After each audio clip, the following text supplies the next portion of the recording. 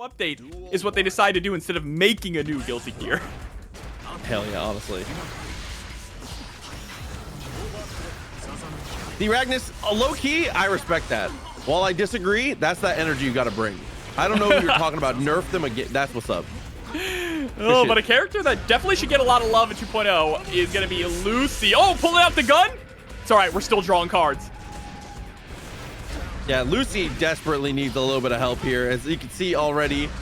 Ooh, wait, never mind. Hold on. Lateral moves for Lucy. It's looking fine. And that's all of your mana gone, meaning you are going to be a sitting duck here. Do not get touched. I think Lucy she's a cool character, and her kit is fine. It's just way too straightforward, right? There's no gimmick. Yeah, she's close to being good. I don't think she needs very much. As we block the rules twice in a row, and why is he out of the dust as well? Actually, loving the interactions, but unfortunately, the fifth overhead is always the one that gets you, dude. Yeah, 5D from your feet, getting sent through the wall, but still alive. Love the way that we're just utilizing that far slash, but unfortunately, Lucy only knows how to shoot forward. Can't take out all the two. One normal gun versus the universe of geometry, unfortunately, is a little bit one-sided. As much as I'd love to see Lucy successful in that endeavor. Yeah, try telling that to Happy Chaos. Okay, fully charged there in the mono wire. Well, that guy's not shooting normal guns. That guy's a genetic freak. It's not normal. All right, searching their deck again. Gonna go ahead, wheel and deal, but that far slash doing a lot of work here for Kaneda. Oh, God. The bouncing. Wow! Actually, the bouncing coming back to haunt Magician Girl. The 2D just whiffing. Oh, and as we close the distance there, I thought for sure we were going to have a chance. Instead, it's the guard crush into the 2D, and once again, trying to take a shot at some point, but can't quite find the mark. There's no place where it feels comfortable to be able to contest. Oh my God. You know what? No, they're right. We need to nerf Asuka. If Asuka could just summon Black Hole Staff at any time, it's over, dude. That deadass was just... Did you ever do that thing in Melee where you use super scopes and you crash the game, the black hole glitch? Yes. Yeah. 1-0. Shouts to Fox McCloud. I need that. Star Fox is hella cool, dude. Star Fox is like the coolest IP that needs to be freed from shackles of a rail shooter. We're just, hey, listen, whoa. Star Fox 64, that's hard. I mean, it's still great, but they've never gone beyond the peak of Star Fox 64. Saying. Yeah, that's fair. I was gonna say, hold on. Adventures is okay, but it's not 60. Saying. Duel 1. That ain't the same. Let's rock. We need a movie, is what y'all. Oh my God, geometry here in the corner. My favorite, solve this equation. How do you get out? Oh, you don't! Yeah, next time, he said, show your work next time. Nice block on the burst.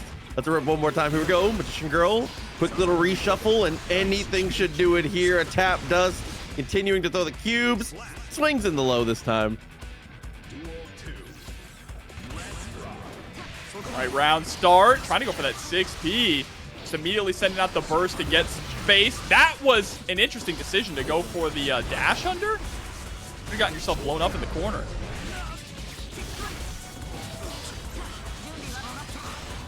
Well, dust works out. Unfortunately, the wall health was not looking good, so we don't get very much from it. But luckily, with no man on the other side, we have a chance to be able to get aggressive here. Oh, there's the 5D. Oh, but got mana back just in time. Are you going to survive the wall break? Nope. Kaneda's cracked the code. It's dust. 2 in a row, 2 hits in a row, just tapping the orange stuff. I think that might be the decision we need. Sometimes you just need a mix-up, right? And dust is the built-in mix-up for every character when you got that 50-meter. Oh, Mito, we'll take what we can get, unfortunately. A quick little reshuffle here. Tries to drop the rules. It ends up getting that mana back into a more reasonable position. And with that cue wall behind, I think it's just GG. Yeah, tried to go for the overhead hit again. But what a button press there with that far slash, pulling out the Glock one more time.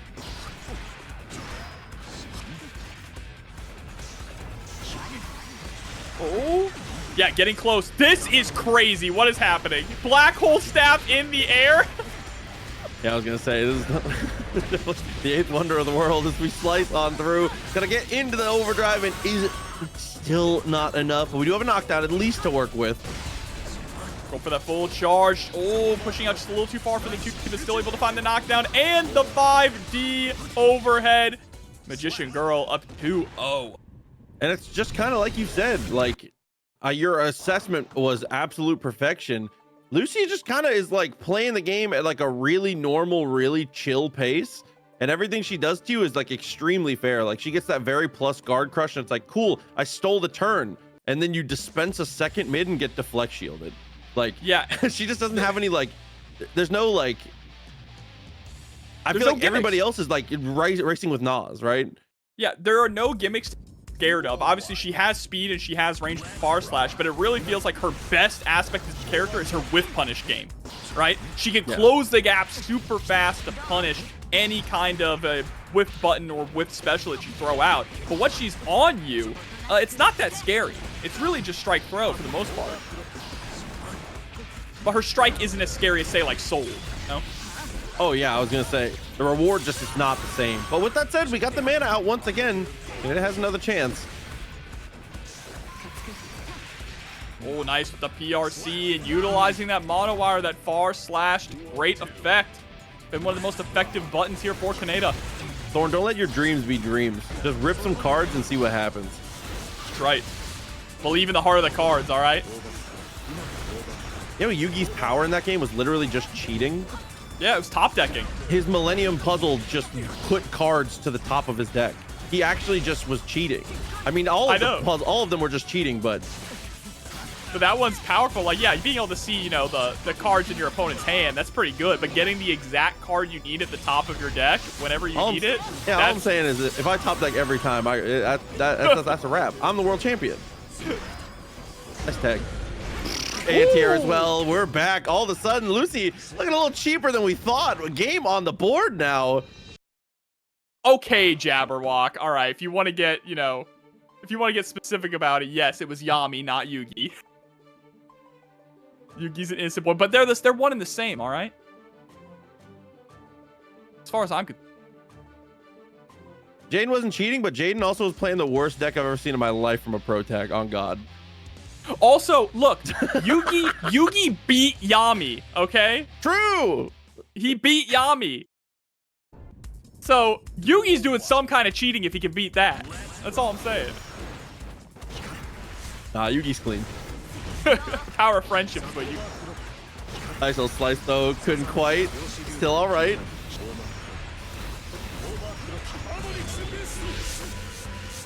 Yep, quick little tutor. Mana looking pretty decent. Still halfway up. Oh, and the shots actually interrupt just in time. That's great, but oh, the black hole is out. Oh my God.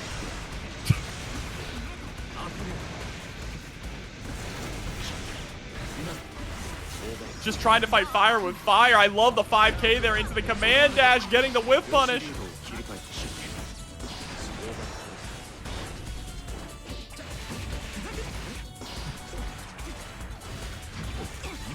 You know what Jaden did have, though, Proxy? He had Karibo. And Karibo came in clutch so often. I mean, that's a Yugi classic. Come on. All right, pulling out the gun once again. PRC couldn't get anything for it. A little unfortunate. Still okay. Taking the shot while we can.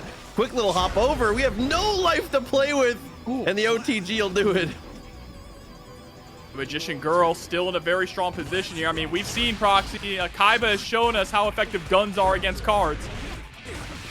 I was gonna say, dude. Hell yeah, using the wild assault. Hey, get the mileage out of wild assault while you can. Remember it fondly, okay? OTG, nice backdash though. Magician Girl, perfect counterplay in the moment. Yep, and this time actually covering the super there. The tutor with a cube. Teleport to the other side. Nice block in the overhead. Gets caught by the low. Oh, he's gonna wake up super. It hits!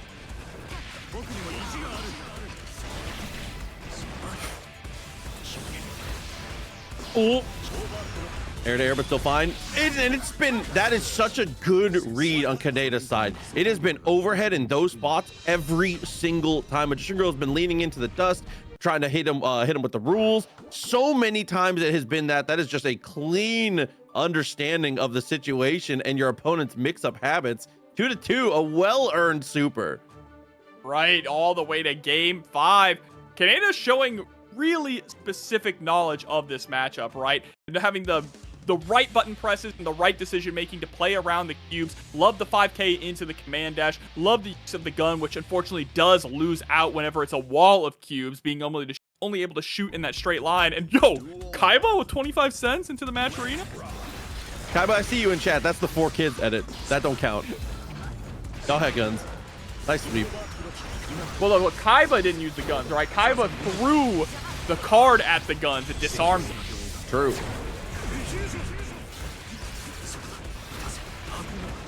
This dude also with the bro, what is with the fake scarcity of these blue eyes white dragons, all right? Can't Pegasus just print more? Actually. Cubes continue here as the 2D finds the mark, charging up the mana just a little bit at a time. And with this tutor, as long as we get something relevant, like a cube wall, that will definitely do it. The quick teleport seals the deal completely. Magician Girl, heavy favorite now going into what could be the final round. Oh, but able to get in. We got speed cubes on, though. Making it difficult for Kaneda to actually push in.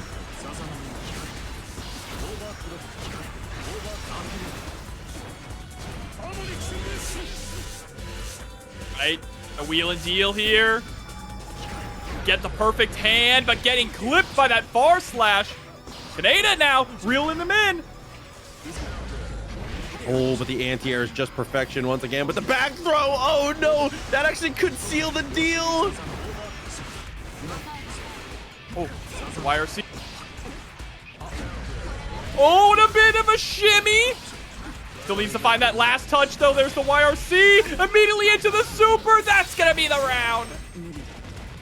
Final game, final round, down to the wire here. The reversal supers have been ridiculous on Kaneda's part, as now we look to close the distance and forces a pretty decent use of the cards there, as now we're gonna have to charge some mana and continue our onslaught with the cube wall.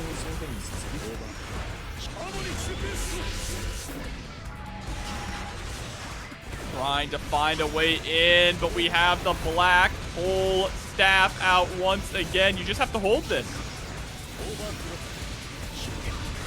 Oh my god, the alley-oop! That's such a, what a tragedy.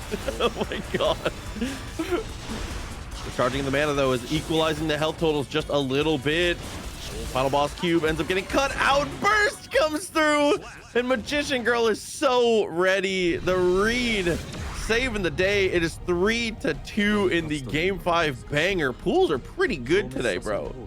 They are incredibly fire, right? Just a little over 100. First match about ready to go here, leading off TNS for the night. It's gonna be Yinshey coming up against Dante here. That Testament, honestly, it's time for top tier Testament. I need this next patch. I need 2.0 to make Testament out of this world.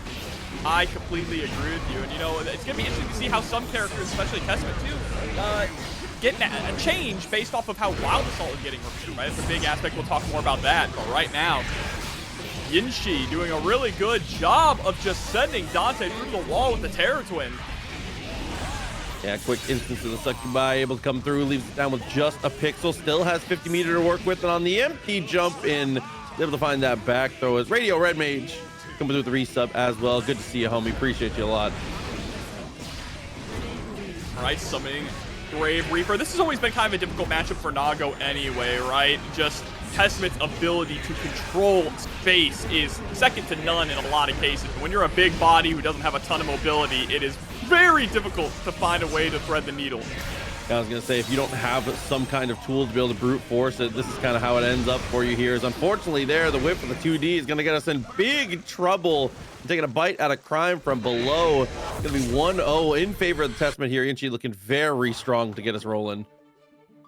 Yeah, incredibly good round number 1, game number 1 there. Just have to keep that pressure up, keep that control up in the mid screen. Dante's gonna have to figure out a way to utilize that blood to just explode forward and find that one shot.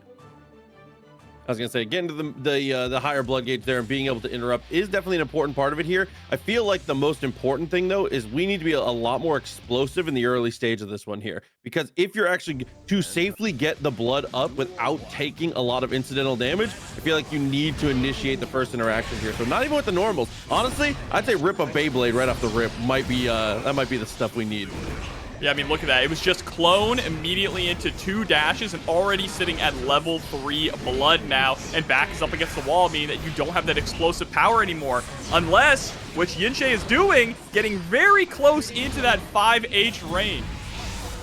Yeah, standing right at the tip where Testament's able to absolutely dominate. Great use of the fireballs again and again as we're able to send through the wall once again. It's already halfway to victory here.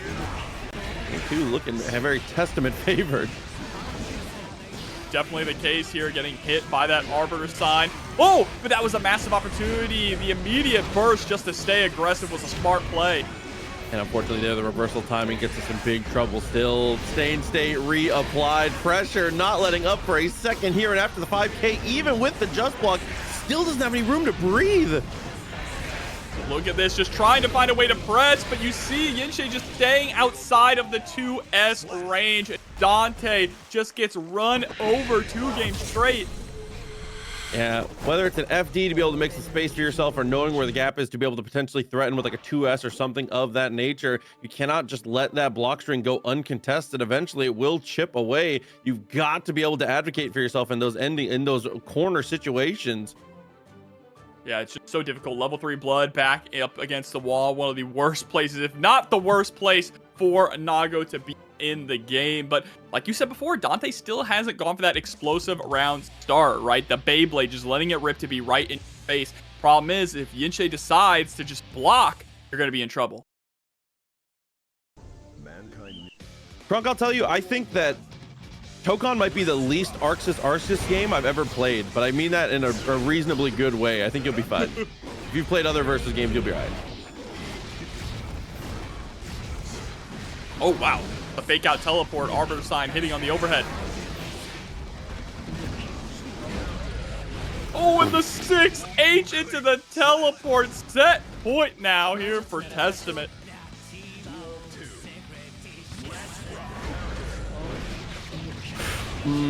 Situation again, just not looking much better. Utilizing the teleport there to actually close the distance effectively as the fully charged dust finds the mark. Says no more mids. One high. Hey, all you need are mids if they're working, right? But this time high is going to connect again with the JD. Goes low with the Arbiter sign. One more touch. All we need. And there it is. Biting the feet. It's a perfect. Yeah, a quick little cut through is able to save the day. Here we go again, though, straight into the next match. No time to delay. It is going to be Layne coming up to bat next. Face off gets Flying Beagle here, and already a very strong start for Layne as we're forcing the burst pretty early and utilizing the FD for the dash blocks pretty effectively here. Those little stops are hard to deal with. Wow, that was a great block, though, there from Flying Beagle. Unfortunately, getting caught low on the cross-up and now put into the corner, having to block all of this pressure. It's okay, Beagle. She won't be able to do that anymore in a week. Oh, but for now, we have to weather the storm. Even after the trade on the Bad Moon just pops out and swings again. Beautiful choices with the aggressive play from Layne so far. As right there, even on that little dash up, the 2P was the answer.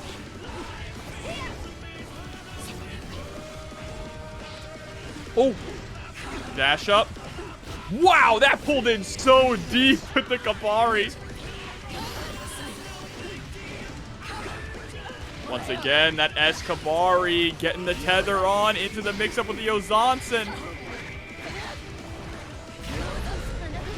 Just Arxis, by the way. 15 months. Good to see you. Thank you for returning once again. I love the name Flying Beagle, too. That's a good album. Freaking name. Nice little jazz album. Dude, dash pass back through with the Artemis. So evil as we find the JS. Wow, what an air conversion, too. Able to find the wall and get that positive bonus. Hold bar slash at BRC. Has enough meter here to close it out with the winger, but instead goes for the other super, the better super. And it's more than enough to be able to secure our spot as Shadow's Abyss coming through as well. 8 months. Appreciate you a lot. Good to see everybody. Thank you to everybody again for all the support throughout the week in and week out. I can't wait for 2.0. We're gonna have to talk about it more in between games. Sorry, It's gonna be good. We're gonna be talking a lot about 2.0, right? But again, thank you everyone. My second monitor was on Twitter and I saw something. I had to yeah. I had to bring it up. Oh wow, actually kind of dashing underneath the far slash there. A little punish jab, not gonna work out. Still all right. Dagger 2P so far, pretty good look, but off the just block, it's 2K 2D and a cross back to the same side. Oh, but what a trade. That could have been very dangerous for Flying Beagle, but layne, which is a little too far away, is able to find the jump in though with the JH. Look at the routing, just constantly staying in the skies. Whew. My God, and a hell of a block there as Beagle finds the parry. Okay, another chance.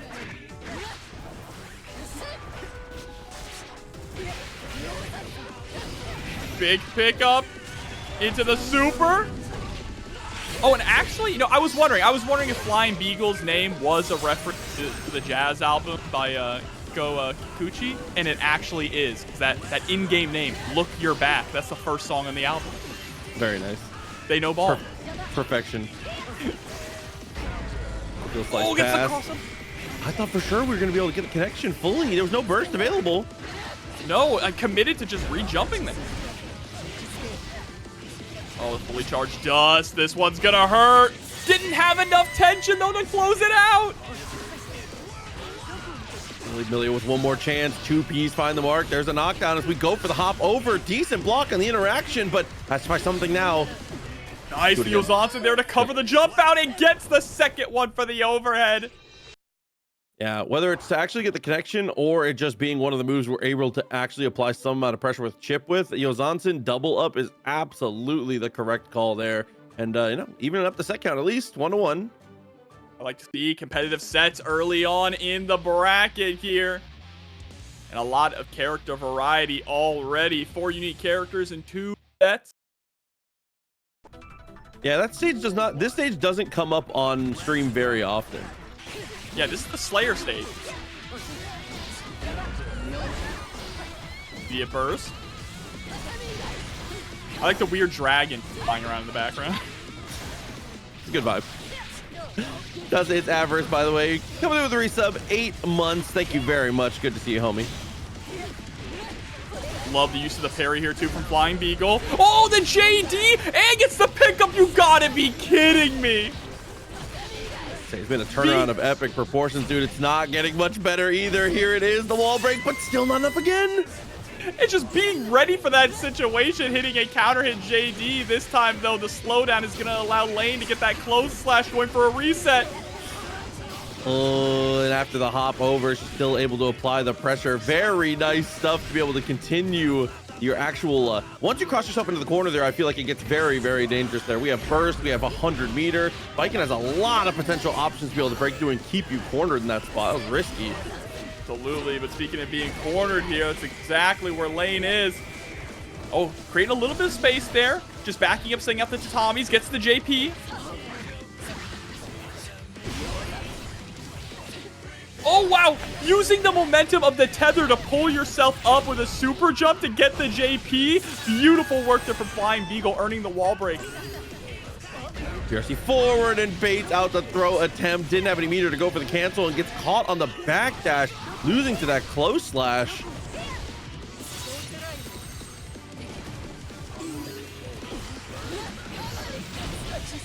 And just getting caught by these Kabaris. There's the burst. Layne has tension, has the positive bonus. Thinks that he can still take this. Oh, no! Oh.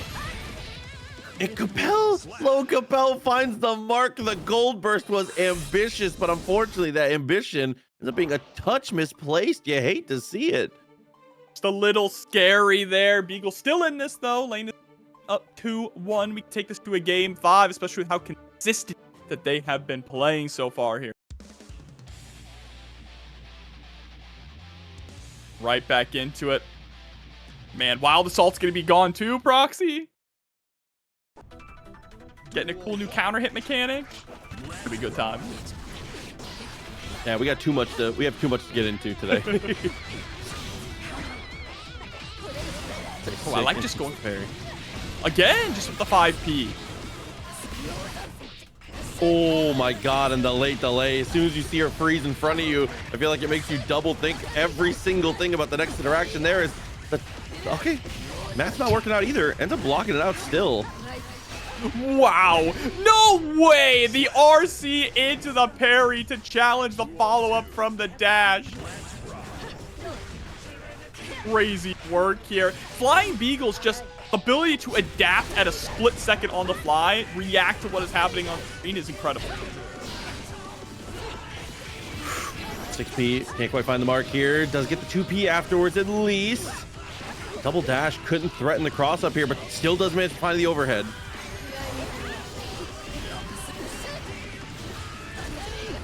Great defense here, though, from Layne. Able to escape from the corner and find that JH, but hits another parry.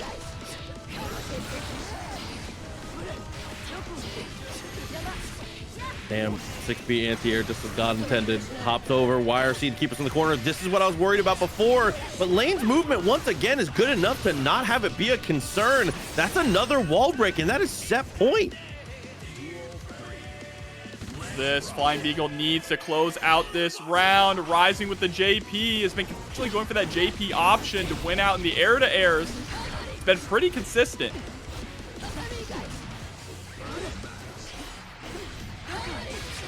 Oh, but Layne has definitely leaned into going for the command dash or the command roll every single time that Beagle goes for the Kabari. Oh, and after the air-to-air there, just doubles up on the dash, build a cross back up. Good use of the burst to reset for potentially one final time here as Millia utilizes the forbidden super dash. But the YRC preventing the mix-up. Still gets put into another one. Overhead connects, and Layne is going to close it out. The wall stick with no break. Unnecessary. Artifact. He doesn't have millions of dollars. All he's got is grit. Oh my god. Django and Sticky Steve, our next two competitors here. Close slash follows through. You'll love to see it. So 6P into the 5H. Oh god, not Joey Wheeler, dude. Quick little super, slice it on up, close it up to the wall. Absolutely, that's a hard knockdown. Overhead's gonna connect. Just goes. I apologize for talking shit about Jaden's deck. Joey actually had the worst deck of every character in the history of Yu-Gi-Oh! No character's ever had a worse deck. Fourth rate deck, and he's still almost the worst beat 40. God. It's the worst 40 I've ever seen. I gotta be honest. He still beat the Wing Dragon of Raw, bro. Oh, nice trade. Couldn't get the follow-up, though. Oh, no. The spin getting whip punished there by the triple slash.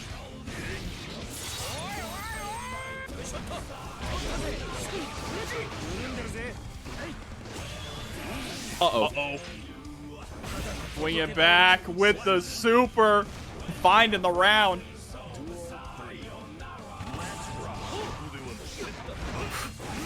The boy couldn't quite. Tor was absolute perfection here. I love just holding the dash macros. The very late follow-up of the low ends up getting the whiff punish and the back throw for the punish on the attempt at the aggression. Django getting handled in the moment as we slide swap back into the mid-screen. The overhead connecting once again. 5D this time, getting caught by the 2P. Django is in a dangerous situation.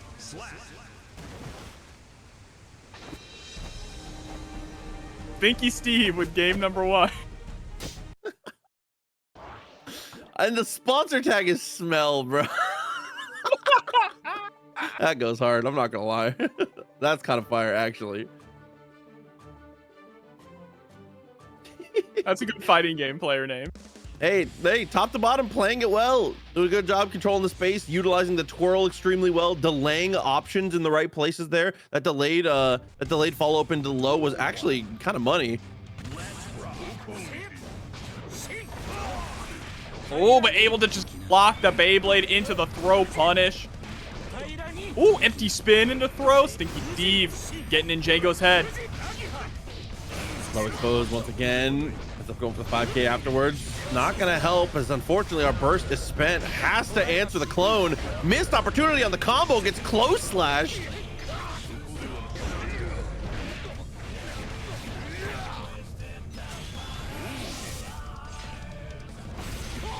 All right, 1,000-year blood war gonna put you on your back. Django with an overwhelming advantage here now, thanks to the positive bonus. And just like that, quick follow-up to be able to secure it here. This is not so fast, Stinky Steve. Hold your horses. 2K goes under the 5K. Luckily, in the end, after the whiffs, it all goes in Nagoriyuki's favor. Oh, big whiff there! Actually comboing into the bite.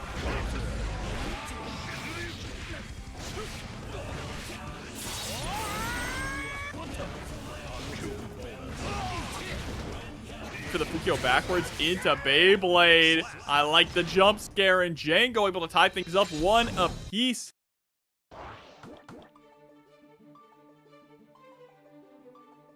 My man Proxy is hyping about Yu-Gi-Oh!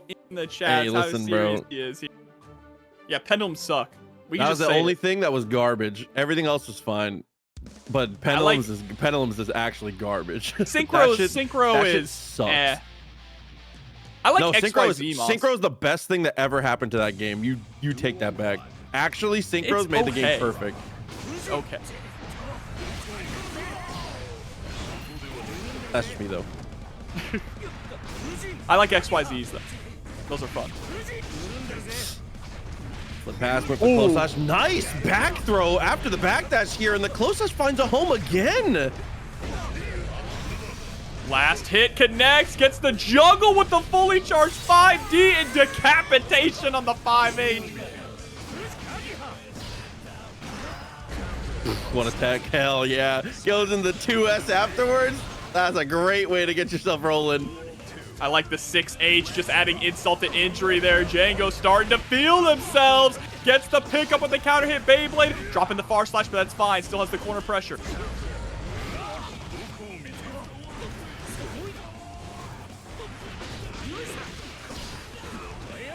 Counter poke with the 2P, that's how you're feeling?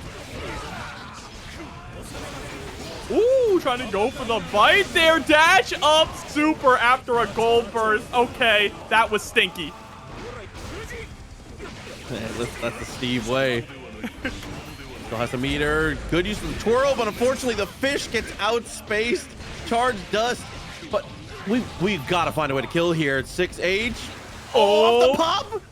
Yep, 5P, Okay. 6H, and that is all she wrote. Django taking the lead. I was nervous there. I was nervous. As soon as we did the charge dust, I was like, actually, maybe we don't have it. But you know, it works out in the end. Oh man, these are some good pools matches indeed, Proxy. There are one material XYZs. Yeah, okay, never mind. XYZ suck too. That sounds kind of disgusting. That sounds horrible. I stopped playing when Pendulum now. That's how long it's been since I played. It's been a very long time for me. Last time I attended a regional was when Infernity's released. My bad. Aging myself. We'll jump back. Avoids the fan. Finds the hit with the Beyblade. Forces the burst. And is able to get the hop over. But unfortunately, at least unfortunately for Django there, gets caught out on the other side. Another butterfly. Overhead connects.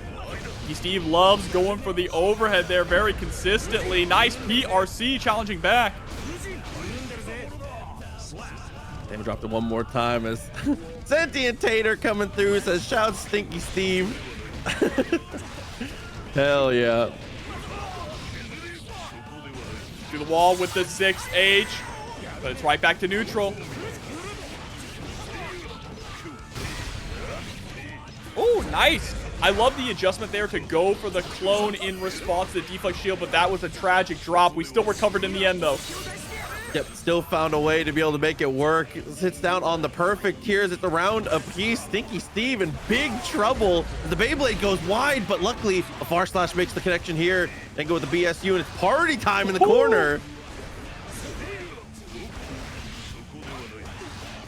Another bite. We are just leading into the command grabs. That's four bites. And you're dead. Django, just like that, turning it all around and taking the set. Sometimes you can smell the fear and you just oh man. All right, just going for the beak driver right off the bat. Oh, tried to teleport in. Played a little bit of footsies games here. Fubuki, of course, one of the best Testament players. One of the last remaining Testament players, too, from our Testament Trinity. I was going to say, we definitely had an era of Testament doing extremely well week in and week out across quite a few people who were, holding down for the character. As you can see there, staying state applied once again, and is able to beat out the beak driver from a decent spacing. Trying to ID in with that JS. Oh, the forbidden air dash. Nice pick up there with the 2K into the wall break with another beak driver. Wool was trying to bait the throw so hard there. Good job to not bite. Immediate burst, just trying to stay aggressive. The anti-air with the RC timing was absolutely perfect here. It's PRC and sneaks in the overhead. I don't know why, but the way that RC came through, it felt like the animation was completely hidden there. It was just so weird. The bird just flies out of nowhere. So sick to have to deal with. Love the routing that we're seeing here too. I'm really curious how Sin is actually going to change with Wild Assault being removed from the game, right? It's going to be really interesting. I feel like this character particularly uses it really well. Yeah. Oh, caught. Double Arbiter sign. Triple.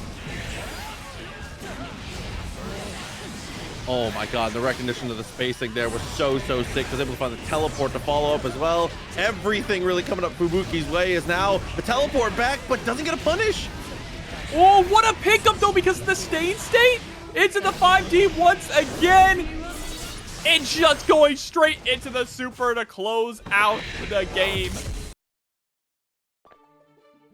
Yeah, honestly, hell yeah. Fubuki Oh, makes the mix up there. Dude, the setup with the teleport was so sick, dude. Unreal. What is going on in this? Wait, what? The room. You know, it's changed a little bit. It's got a Is this Minty's room? it's got a new vibe. You said this is not your room? Oh, it's under. Okay. I was like, you changed it quick. Oh, here we go, jumping right back into it.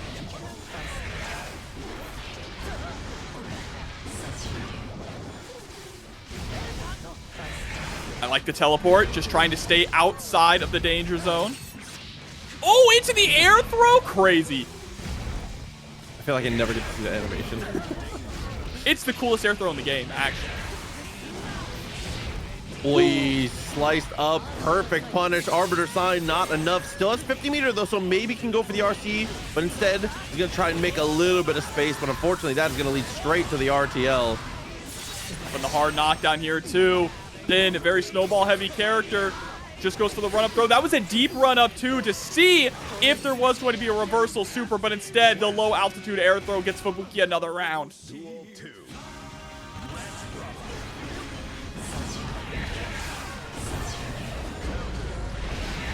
Ooh, once again, spacing is absolute perfection there, whether it's on hit or on block. You get such a big advantage. As you can see, once again, utilizing the teleport here. This aggressive style is so sick. First. Oh no! The stun dipper getting blown up by the Wild Assault. All I'm saying is, if you hit me with Wild Assault in the next 2 weeks, my instant response to you is going to be, yeah, have fun with that while it lasts, kid. Like, in 2 weeks, you're flipping burgers, no matter what the situation is. If you Wild Assault me, in 2 weeks, you're flipping burgers. I don't care. I'm just not using it. I'm getting used to not using it anymore. I'm pretending it doesn't exist. Even if I get hit by it, I resist the urge. See, Dostro, at that point, you know, you're violating some kind of convention by utilizing Wild Assault, you know? It's a banned move, all right? All right, dashing to the 2K. Immediate burst, just wanting to stay hyper aggressive. Exactly what's going to happen here. Fubuki not wanting to get sent through the wall.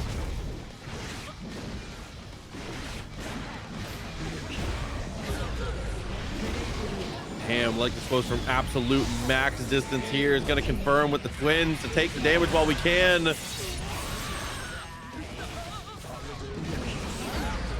Oh, nice. Able to stay airborne. To a beautiful pickup here. We're going to go for the super. Yep, it's going to be Tyrant Rave.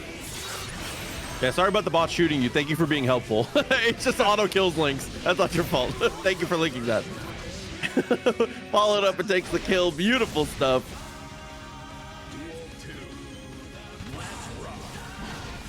Creating space once again here at Roundstar. Fubuki again just trying to play that Testament game plan. Controlling the mid screen. So now projectiles going for teleports. Nice check there by Honduran.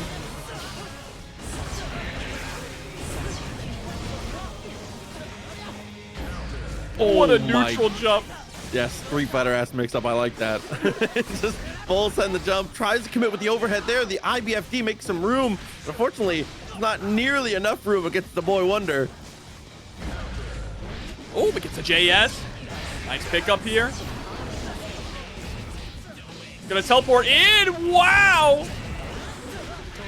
Now you gotta watch out for the Terror Twins. Fubuki sitting on a lot of tension here. Goes for the wire seat instead just to get some space and teleport.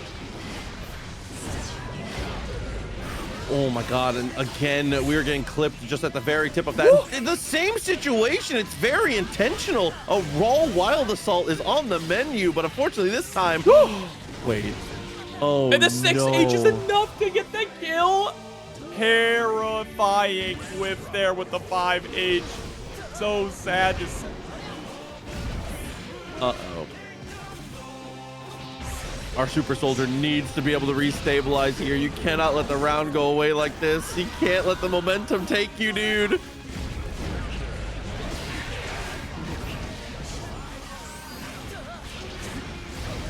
Oh, teleport away from the DP.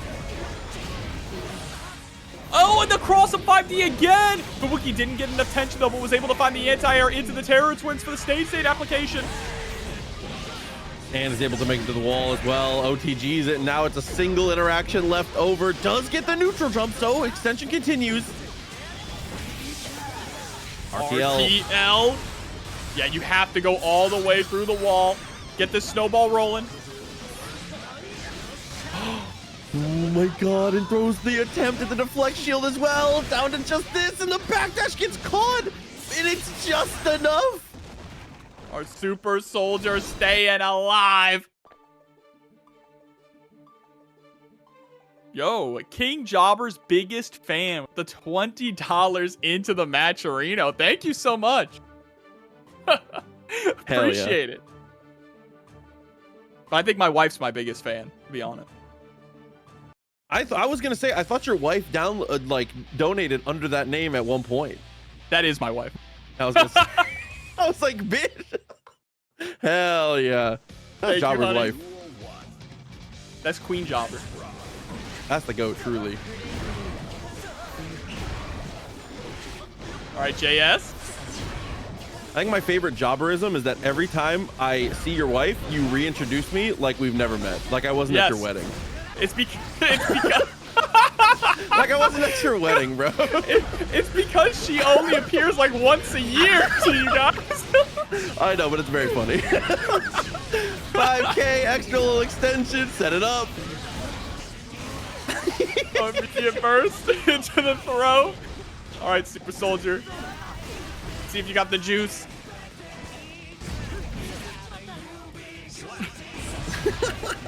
Falling through and taking the finish here. Fubuki set point again. There is a Prince Jobber actually, and he has made top 8 in TNS. You should go look that up on YouTube. Yes. He's a sick Anji player in Tampa. And also a terrifying Raven in Rev 2. That's right.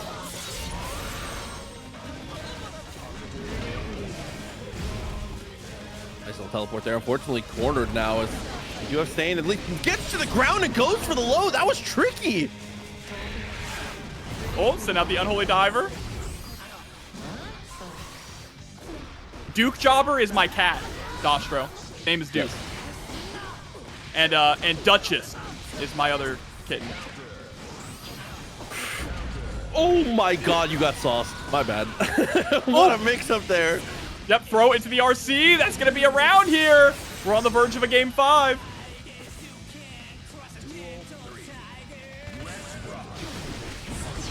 What are taxes like in the Jobber Kingdom? Pay me in Greasy. That's true. Greasy's tax. Simple Oh, overhead connect. I thought for sure we had the 6P locked in. We'd gotten to the ground just in time, it felt like. There it is. With the 6P. This is so difficult here now for the Super Soldier. DP gets caught by the Unholy Diver. Has to find a way in. FBRC just to slow yourself down here. Resets up the fireball. And again, that has happened so many times this set where we throw the fireball. It's just a touch too far away. And then the 2-8s, that last hit of the swing barely clips the boots, dude. I need that. Damn, and a 2S right off the rip. Very good way to be able to start yourself off here. All right. Fern 22 here on the Kai. And please wipe me on the Jacko. Getting wiped right now. Hard knockdown here for Fern. Flip kick. Fair plus PRC. Nasty work, but the backdash ends up saving us here.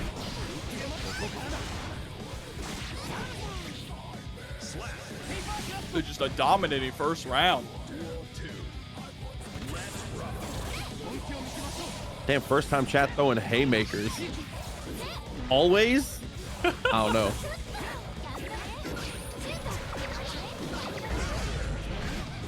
Jump in S, goes for the dash cancel, does find the close slash twice in a row, actually. And I love the call to end it early. Shock state applied.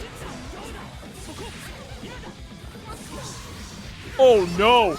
Yeah, going to burst there. Last chance for you getting caught by the Scum Dipper. Chat, anyone is welcome to be a jobber, all right? A little bit of jobber in everyone.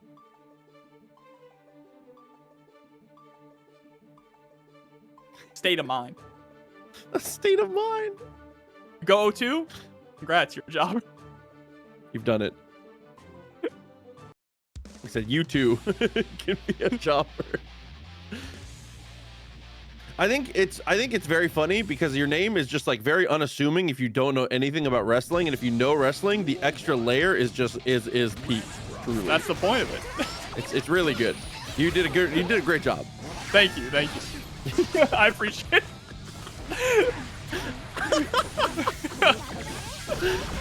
Setting out the heavy stunge. Wow, the just defend on the minion in the air is crazy. Touch on in 5K. We've been backdashing on defense a lot. You got to be a little more careful about how we apply these throws here. Now, actually, maybe we've seen something that I didn't see. The TK fireball beginning scooped out of the skies.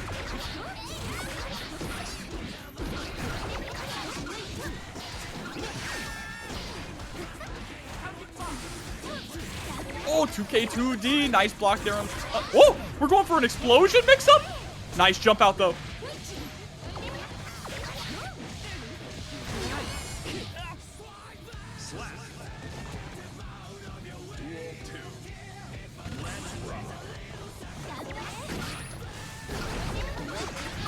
Minions, spawn them out. 5K to help us close the distance here. 5S stifles everything. All that progress, all that hard work to the corner with you. Oh, that's brutal. Getting the 6H counter hit and the shock state DP. 80% of your health is just gone.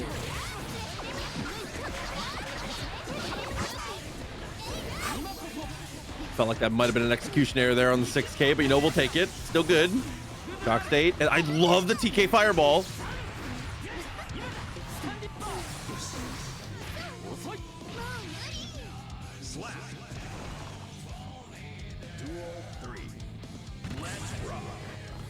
Dart. Just sent that minion across the screen. Sandwich pressure, but able to DP right out of it. Pass, double delay 2P.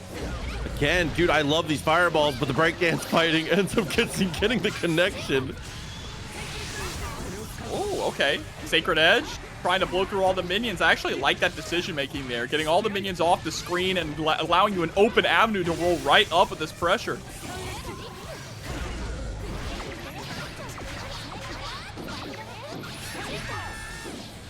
A couple attack commands.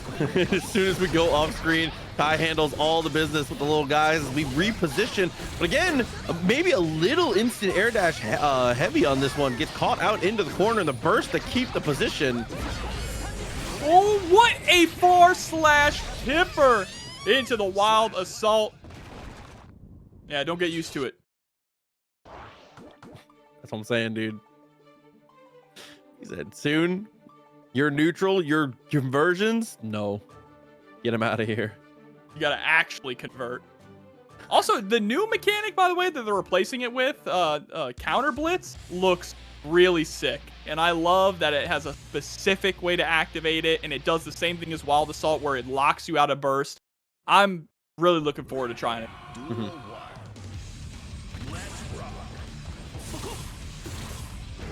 He just does it twice. I like that. That was smart. Oh, whiff there. Nice, getting the pickup. Go. Ride the Fire? I haven't heard this song in a bit. I got RTL. Time to ride the lightning instead. ID. Oh, whiff there on the throw. Fern trying to go for a lot of these throws, but just grabbing air. I've never seen that used as a reversal. Yeah, listen, ends up with actually an okay trade. We'll take it. Oh, but we're matching out reversals here as well, and it's gonna catch. Legion driver not enough though. Lets it rip one more time. Shock state is applied, so it's pretty decent there. Again, Jackos, you can't convince them not to 2D. Now all the minions are out. Gets the run-up throw into the OTG. Spiked the ball. Please wipe me here on the verge of getting up around here. Getting one on the board. Even with the normal whiffing there, I thought maybe we were going to have time for the anti-air. Unfortunately, has to just watch it happen as a soccer kick. He buys the room back.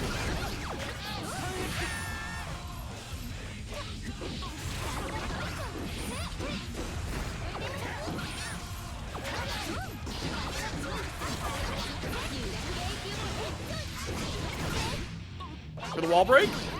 No! Took a little too long.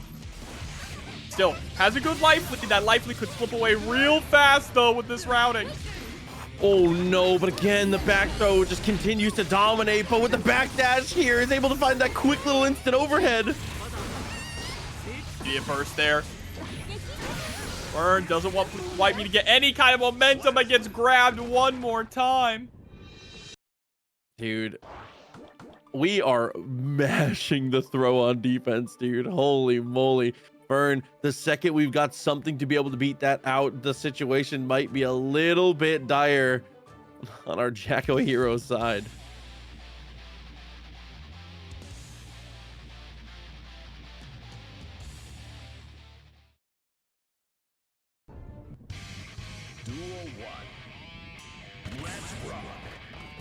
Does this get down, get low? Or let's get down to business? I can't remember orders. I don't know, we're on a crazy run of songs though, I'm not gonna lie. Yeah, get down to business. That's the order soul theme. That's right. Can connect, we can hop over, nice just block. And great DP finally starting to answer out there, not letting the soccer kick go through. TG with the 5K. Nice. The stall in the air with the JD.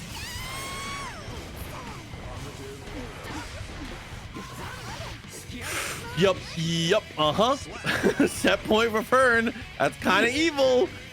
Hey, chat, I said get down, get low, because that's the only lyrics in the song. The Saul just has a point where he goes, get down, get low, over and over. Don't ever question Jobber, okay? There's a method to the madness always when it comes to that stuff. Oh, the 2D. How in the world did we get past? Somehow, he's able to actually keep the pressure up. Careful for the backdash though. Abuse the plus frames. Oh, reversal super, okay. Yeah, last time we were able to find this though, it didn't change too much for us. This time it's looking a little bit better already as the minions continue to pull.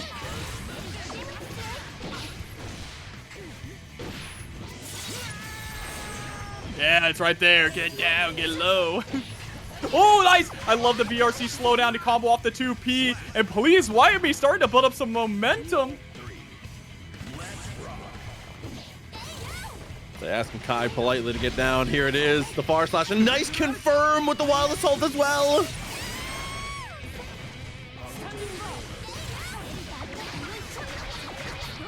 Minion, the multiple attack commands just to keep Burn locked down.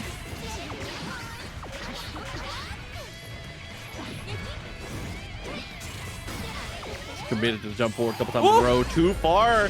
As we find the close slash and go for the dash up. It's not able to combo. Yeah, tried to do something real fancy there. Definitely would have been able to kill. But instead, get some good routing, getting the burst out of PleaseWipeMe. It's all or nothing now. Needs to prevent Fern from getting successful burst, or this is going to be a lot more difficult of a round to close out. The backdash coming out from both. PRC was looking for the 5K. Still fine. Oh my god, dude. And Fern had gone for the throw so many times in those spots, and it feels like Please was backdashing consistently in those moments. Lock them out of burst and presumably cause a knockdown. Okay, I'm down.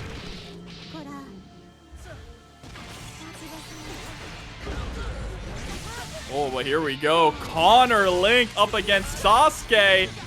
Uh-oh. Mother versus son. Dude, we had so much momentum there. Slides on in. Super, super sick. And now just spacing things out. The Wings of Light activated here. Couple fish. And unfortunately, going fishing from that distance too. The spike with the dance floor up. No chance for SauceQue to be able to really get to play the game, it felt like, once we got that first connection. P. The only moves that give mortal counters are level 4 normal. So, like, heavy normal. Yeah. Basically, your heavy slash buttons and your dust button. I don't know if we missed it earlier, by the way, but Cromp, Josh with sub. Appreciate you a ton, homie. Thank you very much. Oh, what a JS! And a pickup there. Connor with the round. It was the hit stop of it slowing down as it hit the fish. That was so, so sick. Ooh, 2D to beat out the Beak Driver startup.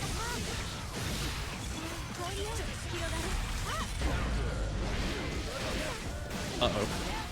Sin using the dance floor to his advantage this time. Extra little extension. A little extra sauce on it. Still good as we're going to set it up one more time.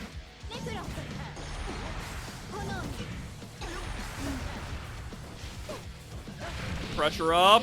Gets the dash up throw. Unhand him, Necro. Damn it, Michael Sword once again able to get the answer. As it feels like these matches have felt extremely one-sided in this first game. The dance floor goes up the first time, and the next person to get a hit just auto wins the round. Has been the vibe, it feels like. It's very swingy. Very, very swingy indeed. And it shows Soul do the counter blitz off far slash. I'd have to go back and look at the trailer again, or someone else can. What's the burst? Not the burst. What's the tension? I can't speak, bro. The risk gauge. That's the word I meant to say. How high is the risk? Because it could have been a full one. Because we know that gives you a count.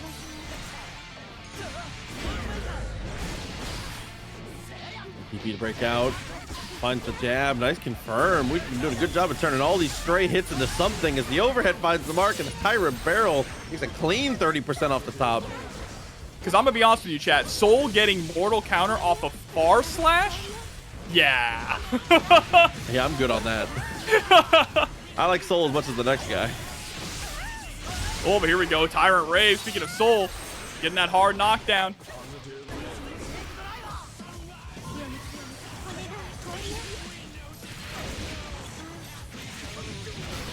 Classic. When I think of Dizzy, that's what I think of. I think of fish jump over and fake fish into the throw. The timing, so sick.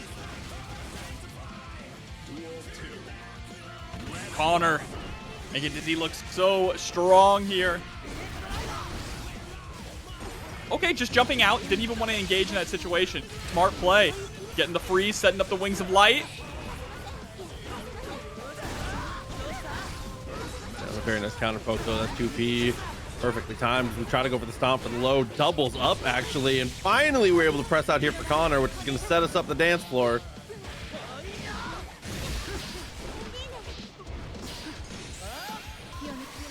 Oh, PRC back, trying to create space. Love the movement we were seeing there from Sasuke, able to get the pickup. Getting the burst out of Connor, but still maintaining that corner pressure. False alarm chat. It was heavy slash, not far slash. Okay, okay. We're safe for now. I was gonna say we get to everyone collectively gets to live to fight another day on that one. That is. You thought season 1 far slash was bad. Yeah, my God. Oh, beak driver. Getting the big counter hit there on the 5H. Oh no, and that is not quite dead, but the situation is looking a bit dire. Quick little snack is gonna send us through. Sasuke needs to try and tie things up. Throw in the corner. That's going to be the round. Even game.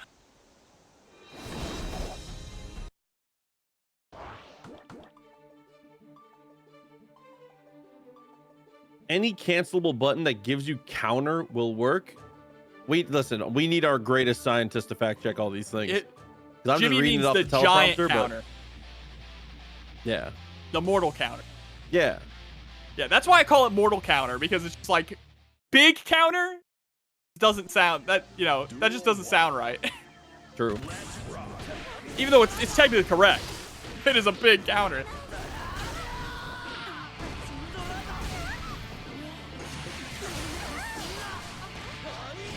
Ooh, that little hezzy before the throw. Ends up kind of tank. A little bit toxic. Set it up the dance floor one more time. This time is able to take priority at least. Sasuke, excuse me, was winning a lot of those spots in the earlier stages.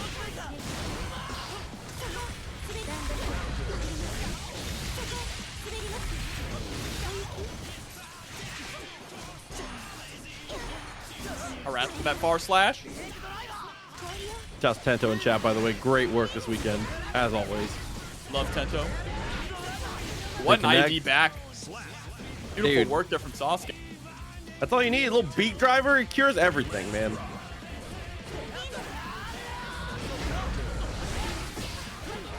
Oh, missed the pickup there with the 2K, but that's fine. Able to land that far slash counter hit.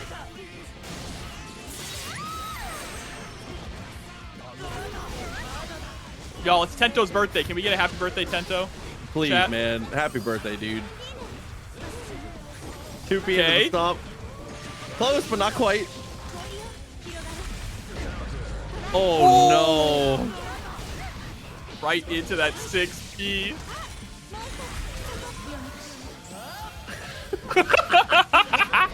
P looking for the jump in. Nice counter poke. And on the slide 4, roasting chestnuts. Far slash put in so much work here. That was a scary trade. And just utilizing the hoof stomp RC to try and close the gap. Oh no, but the chestnuts into the double fish. Situation looking dire. Dude, what in the Galaga is this setup you have to play through? Connor able to tie up the rounds, but eats a far slash right there at round start, and we're not dropping the combo this time. I love cutting it short before the wall splat, though. Look at all the extra damage that Sasuke was able to get.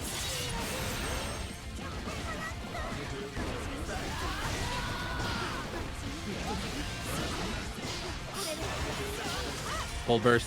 the final stand. Oh, but it's not gonna matter. The jump in is ridiculous. A perfect to be able to answer once again. SauceQue, momentum way up.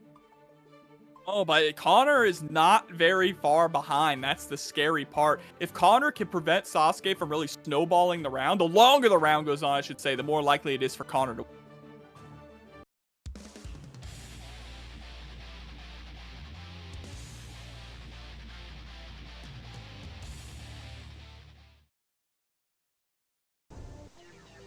Duel 1.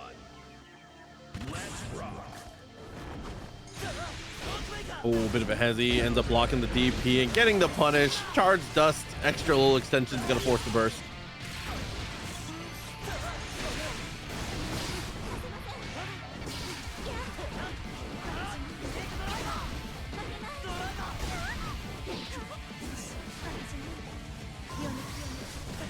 Oh, nice. Locking you down with the fire. Roasting some chestnuts.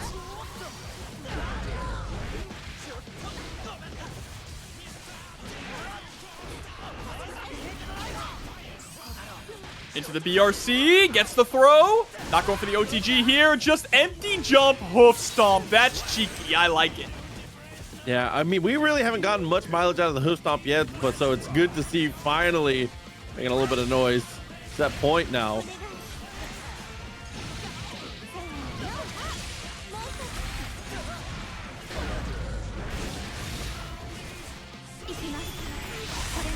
Oh my god, had the right idea there. Unfortunately gets caught out by the super.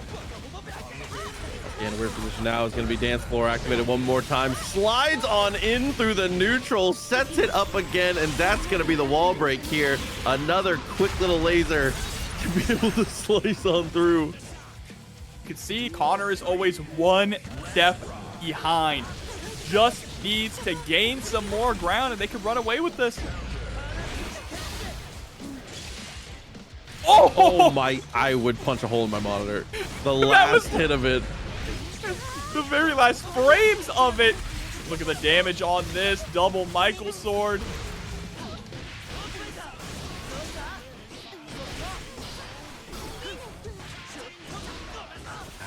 Meter might need to utilize it here soon. Whether it's a YRC or a reversal super, something is gonna have to give.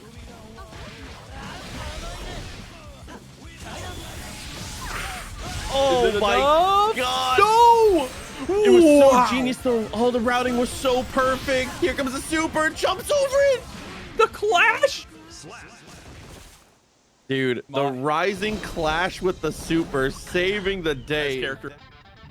I'm With down. the baby, by the way. Damon and the baby. I'm down.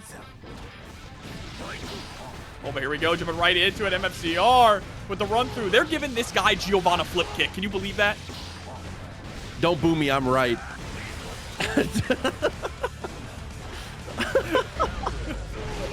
Oh, clean connect, very nice. MFCR with the axe kick, not enough to be able to get the finish though. Still a little bit of life to play with here. Nice, mix. Gonna be able to break the wall.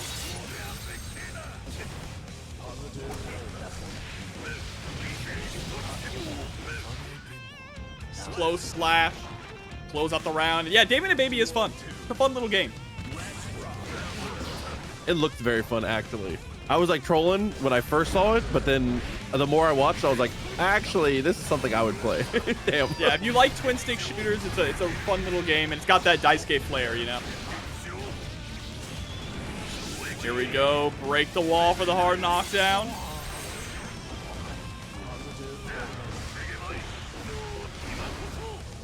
Ooh, killer in the back turn. What a dive kick as well as a cancel. The RC, ridiculously good.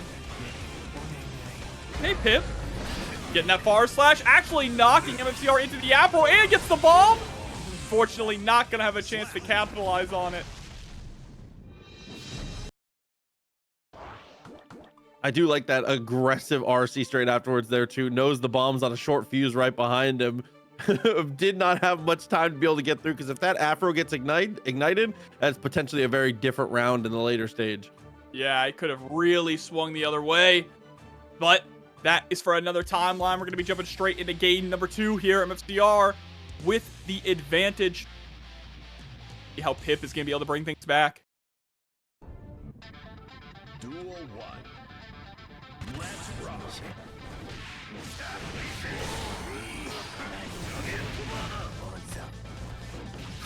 Oh, foregoes the trumpet, but Pip says, you know, I insist.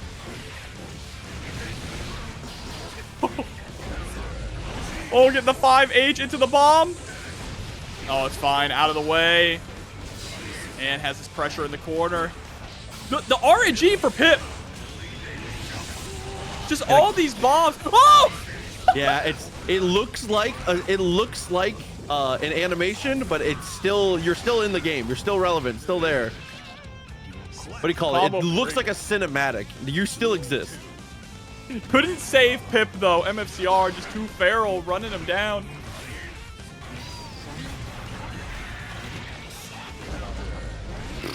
QD looking good. Slicing through with the back turn. Here's its axe kick into the turn one more time. 50% life. That's half of your game already out of the way. MFCR runs past the deflect shield and still takes advantage.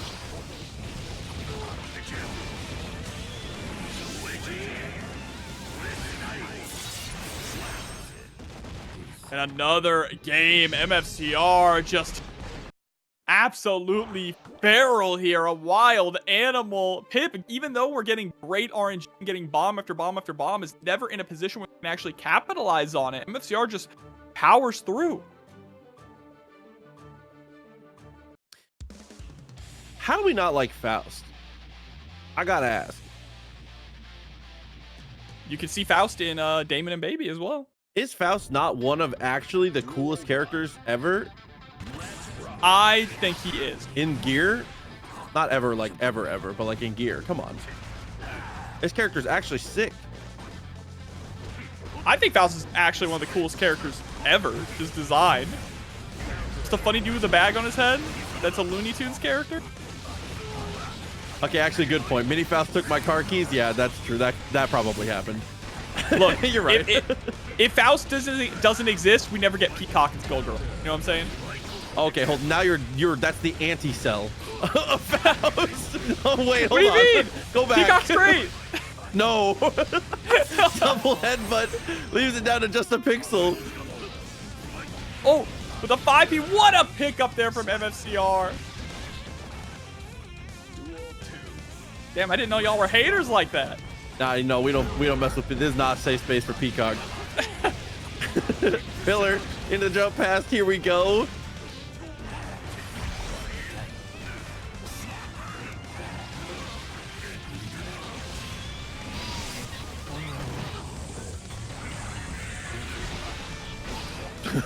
Sacrificed ourselves for one more item. It ends up paying off because later into the sequence there, we're able to get the meteor as well as the poke to stop the approach. Oh, too slow though, but gets the J2K to close out the round. Pip Gaming finally starting to find some success. To be fair, the round we were successful, that was some pretty good RNG. Oh yeah. I mean, we've been getting good RNG the entire set. Never in a position where they can actually play off the items that came.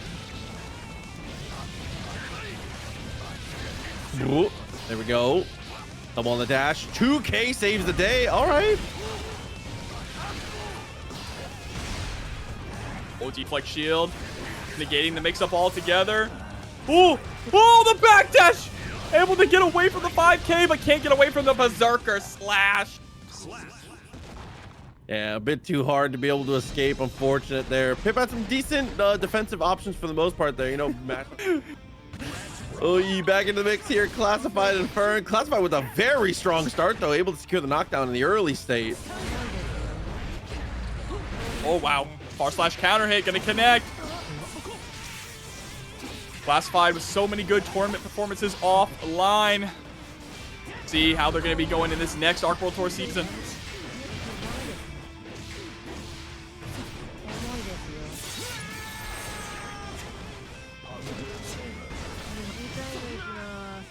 Damn, and after Tatsu was able to just open it up completely. Tap dust, all you really need. We get the dash up throw. To the ID other side. Nice block there from Fern. Winging with a heavy slash. Okay.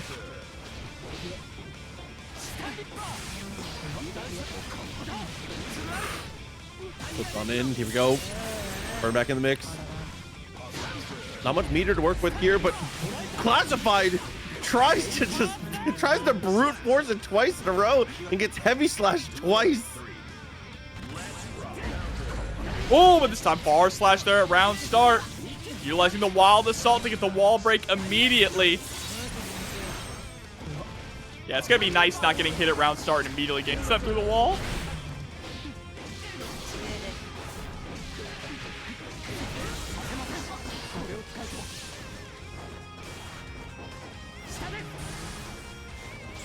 Oh, the threat of the RC with the 100 meter, able to buy us a little bit of respite, but unfortunately not enough. Classified keeps it in the mid screen and gets the hit again.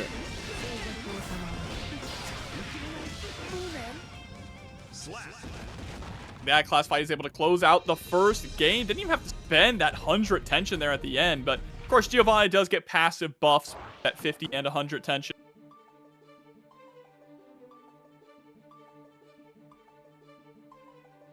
The passive buff is one of the coolest things in this game. I know that it's not like the most relevant thing ever, where it's like, if you're not saving for the buff, you're playing the character. I love little stuff like that so much.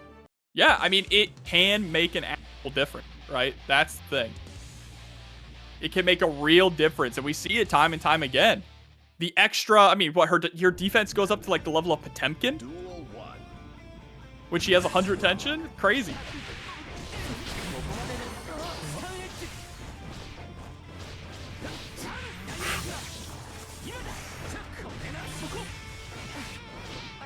Toxic Clyde, quick little dash in. 5K finds the mark. I like that.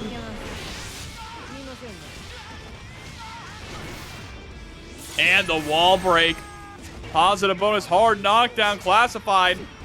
Building up so much momentum here because the plus frames off the doggy arrow. To a nice little confirm on that JP. Of course, routing all tuned up. Definitely enough with the spinning dog kick. The guaranteed damage on the shatter as well as the overdrive. Sets us up halfway to victory here.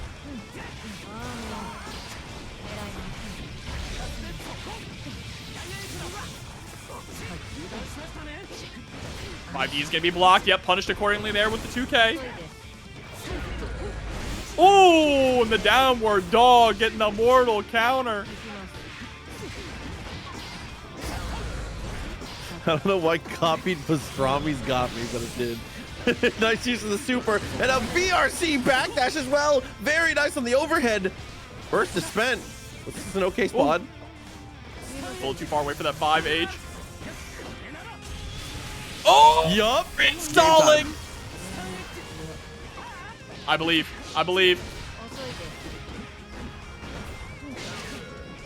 Trying to swing back. Gonna get whip punish though into that full combo. Closing out another game here for Classified. Real talk. Buff Dragon Install or rework Dragon Install in 2.0. Let him do it anytime and put it on a timer.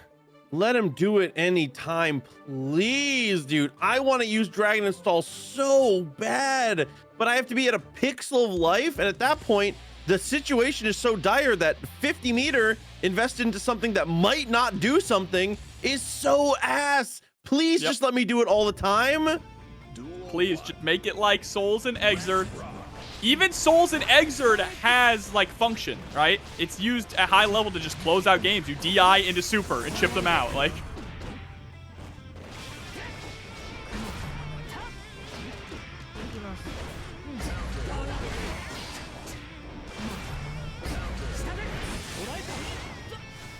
D, swap sides.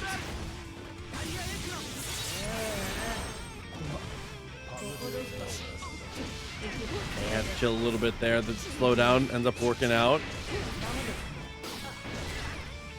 Situation not too bad. Didn't quite build the meter here, so Fern at least has the advantage at the early start of this one, as you can see, immediately taking the aggressive angle. Oh, the deflect shield, but still came down at that angle to get the hit. That's brutal. Great suggestion in chat. DI in 2.0, Kai will be able to use old White Wild Assault. No other change. Oh, See? we're doing it again. Okay, Fern. Actually comboing into it this time. Harassing with the enhanced fireballs. Look at the speed. Oh. But it doesn't matter because you have to use it when you're at a pixel of life, dude. Oh, help me. Actually disgusting there. Just jumping immediately in to the super.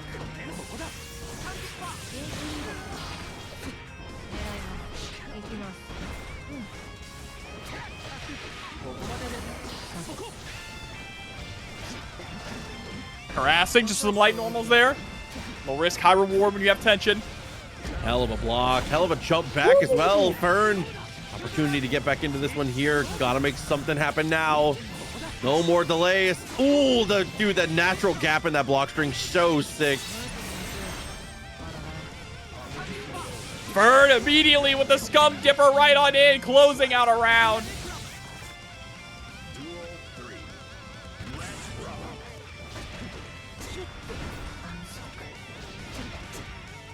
A little bit disadvantaged in the resource game here. Classified a bit ahead. Doggy Arrow finds the mark.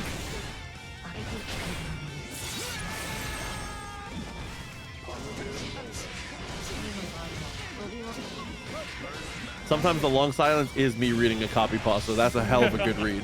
I'm not gonna lie to you. That's a hell of a good read. It is.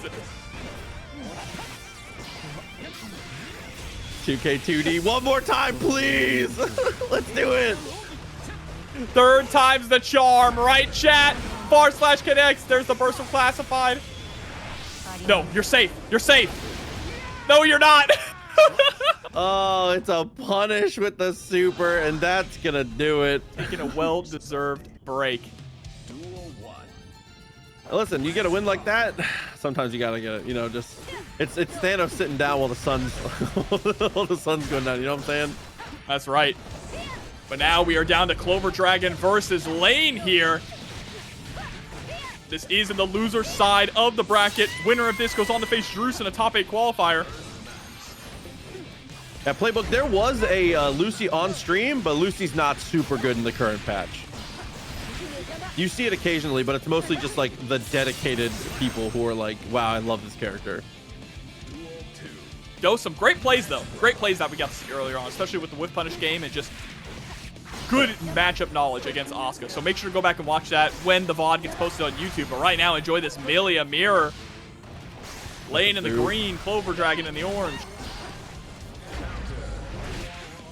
Ooh, get off the air-to-air. Actually, should have been enough. It's not quite, but after the bad moon, a 2K2D finds the mark. Perfect side of layne. And one game already in pocket. I don't know why, but in my mind, the person with dragon in their name should be the green one. Is that weird? It just they also have Clover in. Clovers are. I know. Double, they should be the green person. Right, there's orange dragons though, right? I mean, yeah, yeah. But yeah, green is like a lizard color. I like the fit though too with the broccoli and the green. The fit goes hard. Never mind. layne gets green. Yeah, Charizard is orange. That's right. How could I forget? Charizard is a fire flying. He's a phony. That's right. He's not a dragon. He's not even a dragon. He has to mega evolve to be a dragon. Dragonite is like yellow or I don't know. Dragonite's like guess. All right, winger to break the wall. Minty also correct. Bring back Fat Pikachu. I need that. That was peak design. He was too powerful. They had to do something. Didn't they just like announce something for like Pokemon's anniversary? They're selling some kind of Fat Pikachu merch. I don't know, but if that's the case, I'm buying it. Close slash. Gets the hop over. Decent stuff here is layne. Again, dominating on the air-to-airs. Nice. Able to close out another round and almost at 2. God, chat, excuse me. Almost 2-0 up. We was looking for 5P. Thought maybe it was going to be a close slash from a distance like that. Normally, if Millie is able to get that dash underneath, that's what we're going to see. But for now, Layne had decent blocks in the early stage. Unfortunately, there gets caught by the low. Oh, gets caught by the low here again. Close the gap. 6P hitting its mark. There's the pickup with the close slash. Closing out the round. Layne going to hold on to the burst. Just too high of a mountain to overcome. You guys ever think about the fact that they added a whole type to nerf dragon types and they're still busted? Just thinking out loud. Close slash while we're thinking Pokemon. Nice 2P. That was a great punish.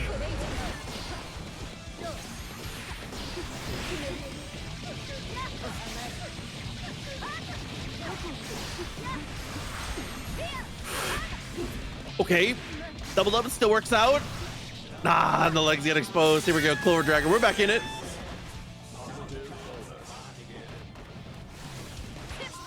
ID back into the PRC, chased up and sniped out of the skies.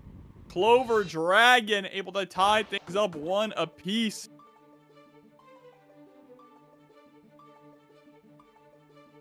Equalized after what was a very, very tough early setting. And I believe this is still not quite a top 8 qualifier here. We are going to be getting into the top 8 after this match. So these players, I think, are still 1 away after this. I'd have to take a look. And, you know, if you want to take a look beforehand, !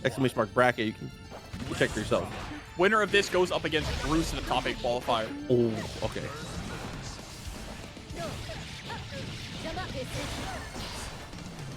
Also, some dragon types of Pokemon just aren't dragons, low-key. Let's be honest here. Like, I'm sorry, Dialga's not a dragon. That was a hot take. I do respect it, but that was a hot one. There's something dragon about that Pokemon. Palkia is kind of pushing it, but at least Palkia has wings. Oh, Salt hops over. Nice on the throw. Here we go for Layne. What a block from Clover, but he just can't block forever, man. Setting up the disc.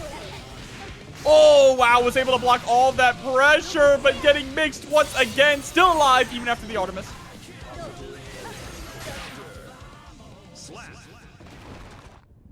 Yeah, it's a palm tree dragon. Yeah, come on. It pissed me off.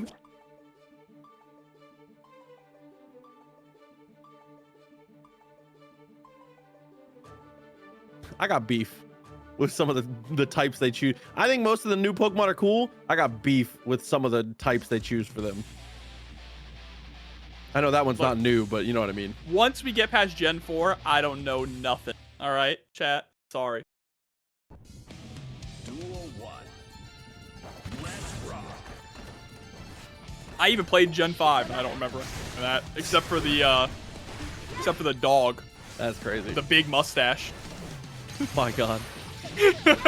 Air to air, looking good. Force the burst here. CloverDragon tries to get aggressive again. The dash up gets clipped. Force the burst. Oh, nice. I like that fast RC into the scoop. Goes for the empty low this time.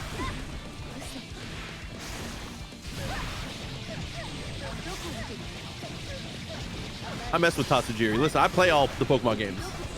He stopped at Gen 5. I'm still here. Connect the super. Heavy disc. Gets the cross of Layne. Good for it once again. Opportunity. Still not enough to break the ball, though. Oh, trying to rise. Nice backdash. Great movement there from Layne. Forcing the whiff and getting the punish. That point is again, that has been one of the premier places that Layne has been getting the mileage. She's been ridiculous when it comes to these air-to-air so consistently. You can see even there, the rising jump S really early. Knowing that even if you don't get the connection, it's hard to react. You're just flying on in. Yeah, just consistently also getting the meter for those Bad Moon RCs. Oh, but there we go. Close slash counter hit. Getting the burst out of Layne. Still, this is difficult here for CloverDragon.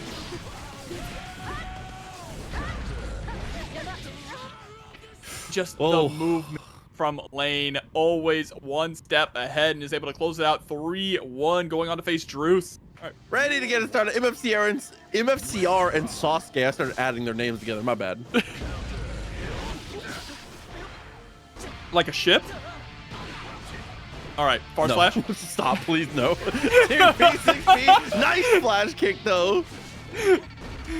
All right, 5K into the 6K. Wow, throwing out the flash kick. No, the hezzy into the 2D, the coast to coast. Really good here is, unfortunately, the beat driver not quite reaching far enough, and the burst options from MFCR certainly far enough to close. The knockdown there goes for the RC to get the full pickup. Oh, but we just wake up. DP.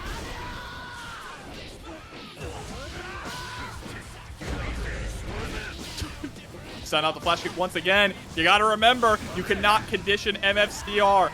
Doesn't matter how many flash kicks you block or throw. It is always going to be an option. Oh, no punish. Yup. You're kidding me. That was OD. Oh my God. MFCR is such a freak, dude. I love the way this guy plays. Nice little run pass after the 2K, back turn pressure, and there's just no way to escape it.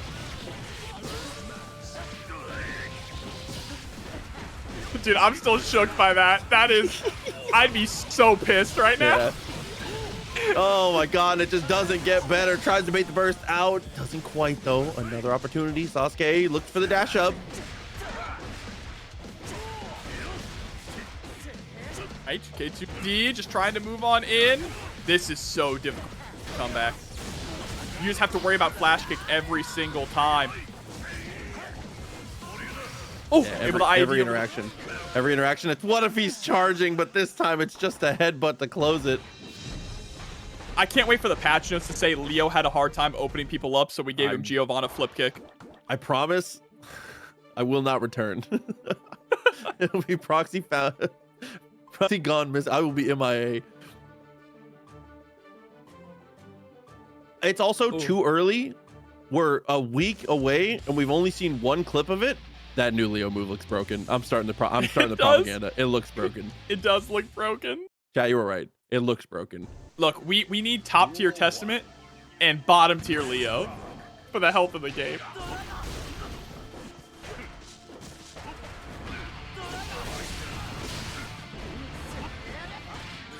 Oh, just a dash up throw. Okay. Loving the DP though. It's something you got to be willing to do on both sides of this matchup. Big whip there on the 2D. Running into the flash kick once again with a dash up throw. Brother, what's happening? Do it again. Yeah, they both have to back up and just take a second there. Slides in with the overhead there. Nice, using the RC to slide in for the whiff punish here. Doesn't quite build the meter, but I think it's actually just not enough. But the beak driver saves it.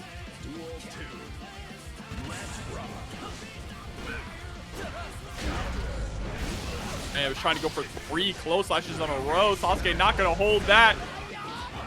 All right, we need some DP deterrence here. Well, that's the thing, is in this matchup, from both perspectives, you can't get scared off of your DP. It is your lifeblood. You have to continue to represent it. Baited, punished, doesn't matter. Sometimes you just gotta let them know. Even there, the mash, that was a hell of a 2P. Oh, nice backdash, but still gonna get cost because of the PRC.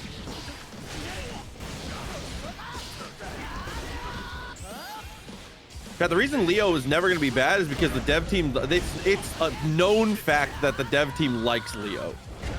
Also known fact that he's one of Daisuke's favorite characters. Yes, this character will never be bad. He might be not amazing, he'll never be bad. It will never happen. Oh, wow, just defend on the 6K, you thought. Ooh, and was trying to make some space for themselves. That was a very smart RC forward to go for the chase down in a relatively safe way. I like the aggressive angle. We do even up the games. Like it. It's aggressive is one way to call the way that they play. They are absolutely just zero fear, cero miedo, going all in with the Ds. Like you said, that is their lifeblood, so you cannot be deterred. but one wrong DP and you lose the entire round. Morado, I always call that's the Z effect for League of Legends. It's like one of those things where it's like, if your kit works, then you're broken, and if it doesn't, it doesn't. Like, your job is to one-shot people. If you do it, you're the best, and if you don't, you suck. That's Leo for sure. They're gonna have to functionally break him to make this guy not ridiculous.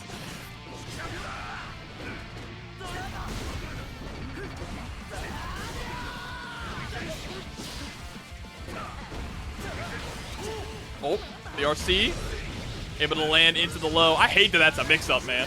Yeah.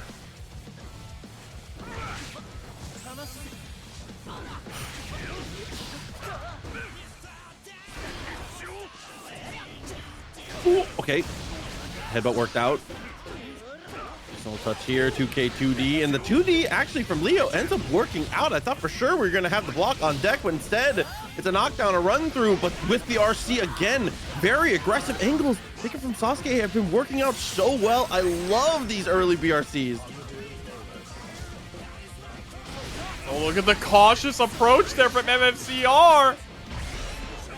Oh, the wild assault getting tossed. That is a huge win for SauceQue.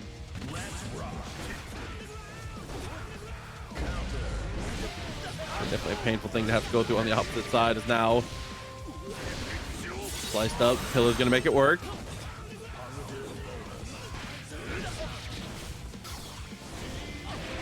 And even there was hesitating, just waiting for something aggressive. Not gonna matter here. We're gonna go RTL off the one touch, and just like Dad, we can go coast to coast. Now you can see they're really starting to slow things down a bit here in neutral. Caught though, but the moment that they find that knocker, excuse me? Excuse me? Crosscut DP? Oh no, and on the reversal here, does get the RC. One last chance, and we find the low. It's gonna save the burst. No reason to try and be a hero. If we had 50 meter, I think you burst there, but because the meter wasn't quite there, I think it's correct to hold it. Whip punish. Going for the full coast to coast again. No RTL needed this time. Hoof stomp into the Tyrant barrel.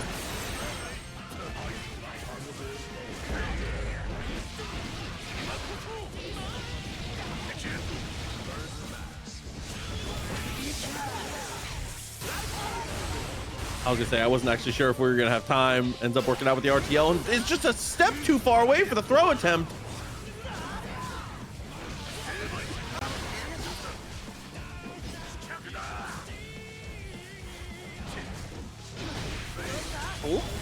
Nice. RTL should be enough to kill the wall break, and it is SauceQue getting the lead here on MFCR. And this time, just exactly making it far enough to be able to connect with the corner here. MFCR, dude, I want more flash kick. I'm not gonna lie to you. I would too, yeah. It's kind of leaned off of it a little bit, but it was working out really well in that first set, or first match, I should say. Duel 1. Let's rock.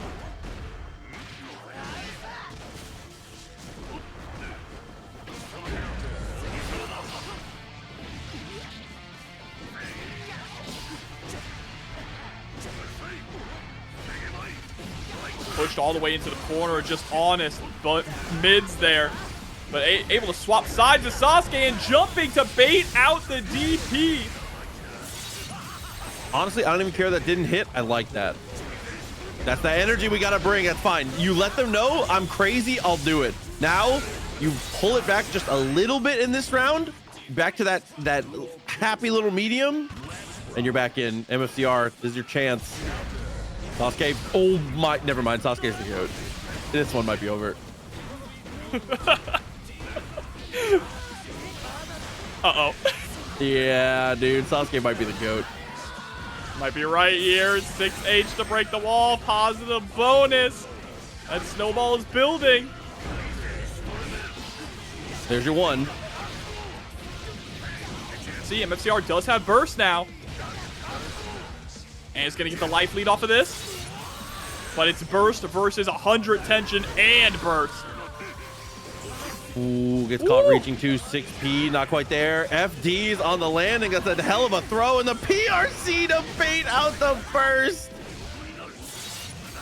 Just like that, Sasuke able to move forward into winners finals. Now, as we're going to get into our match here, it is going to be Classified and Fubuki, the other side of winners now. Classified, though. Classified is so relentless with the way that they move. I think it's going to be so hard to actually get the stain state applied if it's not in situations like that, right? Putting a normal out and the succubus already being in the right spot. Because you can see even there, throws the fireball, gets the succubus into a reasonable position, but can't really do anything with it. It has to be off of a knock. We have to have already won to be able to win more with Stain in this match, which that sucks. Not only that, you see in neutral, Fubuki is really just trying to bait Classified into the doggy arrow to hit with 6P, right? Because you can't comfortably throw out projectiles since the doggy arrow blows through them.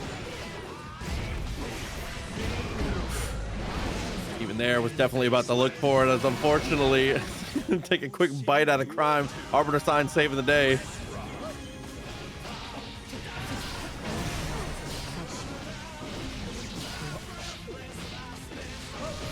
Great pickup here, though, for Classified now.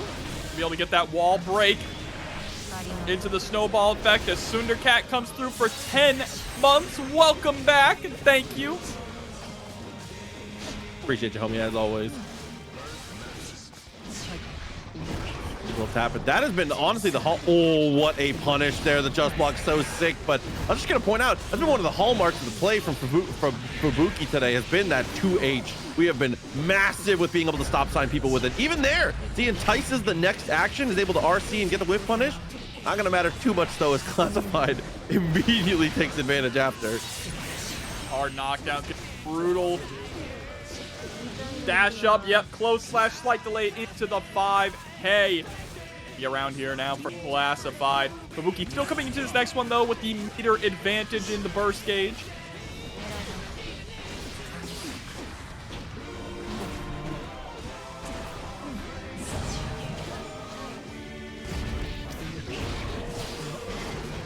Yeah, once that's like this place, getting that teleport as well as the fireball in the pressure working out. There's going to be stain state applied at least, but back to neutral at the startup, which is not what you want to see.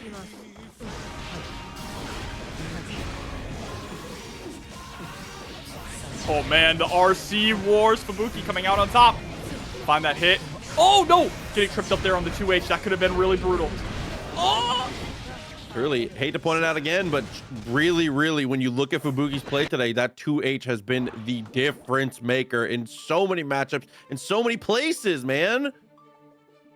Absolutely. Fubuki is just so good at putting a stop sign on their opponent. It's honestly just kind of insane how consistent they are with Testament and how studied they are in all these different matchups. It never feels like they are under the pressure, even against a strong rushdown character like Giovanna in the hands of Classified. Yeah. They always feel so calm and collected. That was okay. I love the idea there as we try to get aggressive. Not gonna work out though. Classified gets the better of it.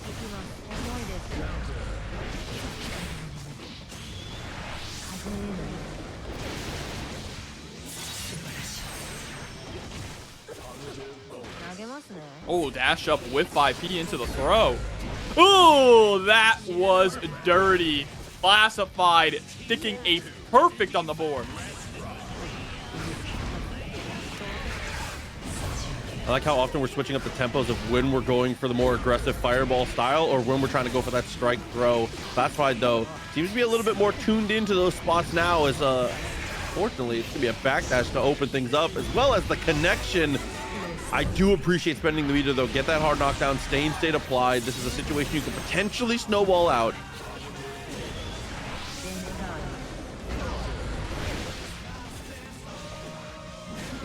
We go for the downward dog. Bar slash, such a butt.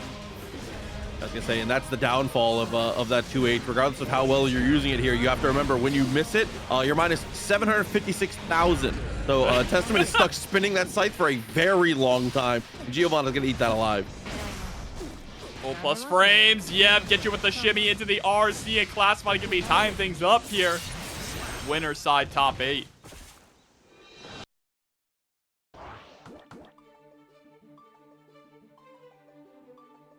This matchup on paper absolutely is Giovanna, right? The fact that she blitz through projectiles with her spiral arrow, how fast her rushdown is, her whiff punish game being incredible too, so can whiff punish a lot of these large tested normal.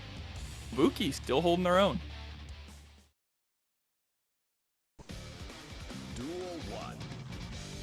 Let's rock. Connect, utilize a wild assault here. Listen, get it while it's good. Get it while it exists, excuse me.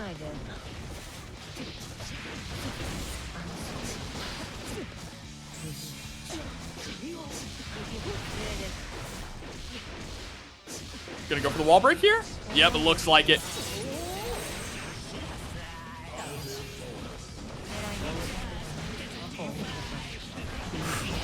Bro. Fireball setup. Opportunity here. Might go for the teleport, which, yeah, I was going to say, you see those couple lazy hops backwards trying to bait the movement in, and is going to end up spending the burst here to try and stay relevant in the matchup here. Oh, is that a safe jump? It is. Going for the 6H punish, but too far away for the Grave Reaper to pick up. Fubuki can't let this slip. Okay.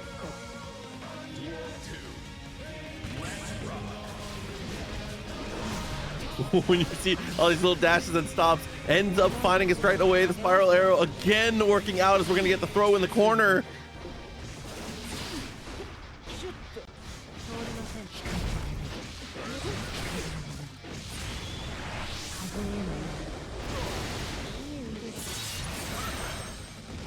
And that's going to eat up the round. This is a must win on both sides, it feels like.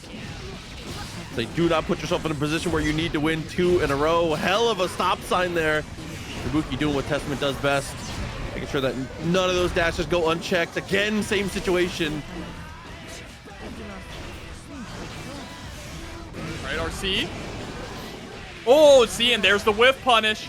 You're right, Proxy. They both have to win that tug of war round to get that extra safety net of having the 2-1 lead.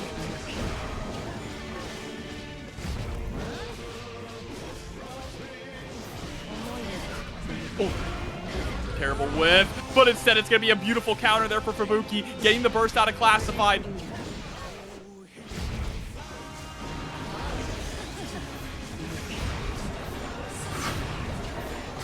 Fireball, checking the legs one more time. Oh no, and there's the burst, which might... Uh-oh.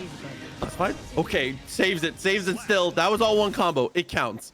2-1 in favor of Classified. So Classified winning the tug of war. Now not having to sweat nearly as much going next game. Has to play consistently like they've been doing.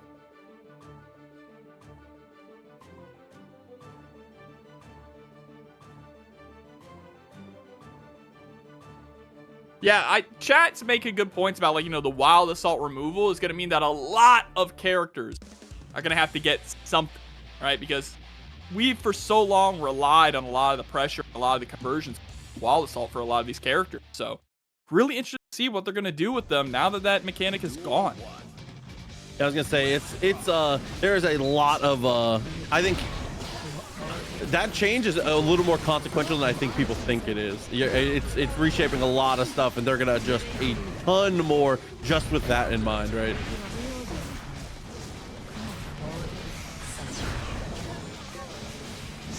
Look at the dashing from Classified.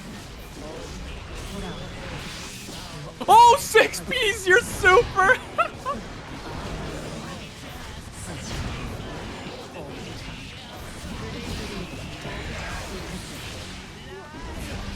And able to close out the round too. All that off of a 6P on the super. Incredible.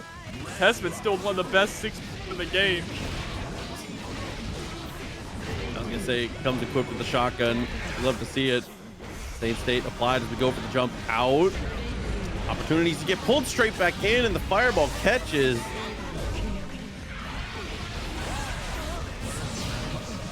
The OTG. 5D, send the Unholy Diver into the throw. Stain State was already gone, though. Oh! huge now. Classified, getting the clean jump in. No shot. Again? Yep. Oh my god. Fubuki just not blocking at all in any of those interactions. Yeah, listen, trying to take more aggressive angles, do what we can to try and survive.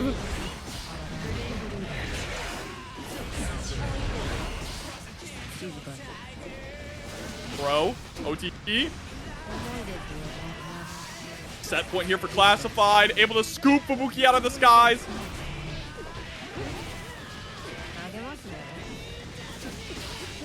This will happen one more time and taps the dust to get the finish. Kick their top hat off. You hate to see it 3-1. It's 426. 4-9, right? Is when 4.0 comes out?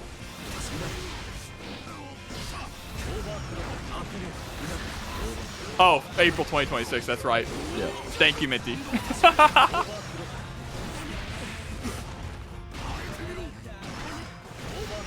Nah, I think Goldlewis is going to be fine, all right? I think he's going to be fine. The battle director plays him. Oh, not looking so fine right now, though, unfortunately. Continued introduction into the geometries, taps the dust, and works out perfectly. A dark magic attack against the wall is just barely not enough to kill. Oh, but we're swinging the coffin. Able to block the low, getting clipped by that close slash. Yeah, if you're going to burst, that's a good spot to do it. D. What do you mean Goldlewis ain't fine this pass? That's tough. I mean, this matchup is not fun for Gold. That is very true. Right now, things are not fine. That is, you were correct. Couple cubes, tried to lay it out, though. Here it is. After the behemoth, doubles up with the security, triples up with the security. Oh, no, getting clipped by the big overhead. Your mana is gone, but a beautiful backdash there from Magician Girl. He's able to find the 5D. We cast all of the cubes, delays over top of the pineapple. The drone completely nullified just out of sheer magic. Believe in magic, Proxy. Oh my nope. god. Red does fake. it. It's fake. Smoke and mirrors. Ooh, missing on that last behemoth definitely hurts though, but after the close slash, is able to spend the burst. Avoids the skyfish as well with a quick interruption. The 2D tried to go for the JH, just a little too far away, but finds the backhand into a full conversion, getting rid of the mana. Tapped out. Oh no.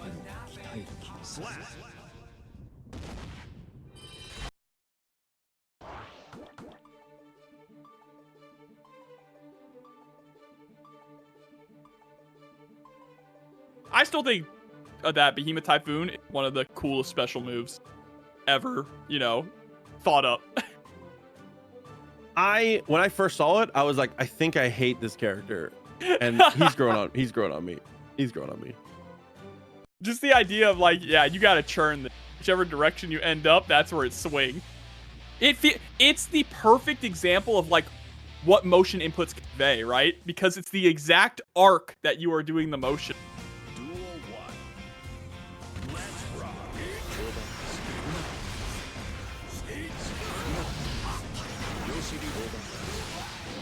Oh, but now we're setting out cubes early.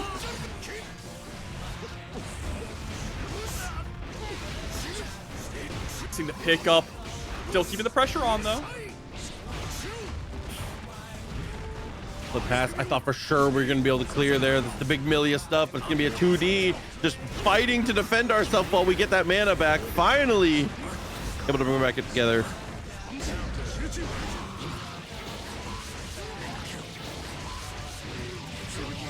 God, look at this juggling. Actually just resets the pressure.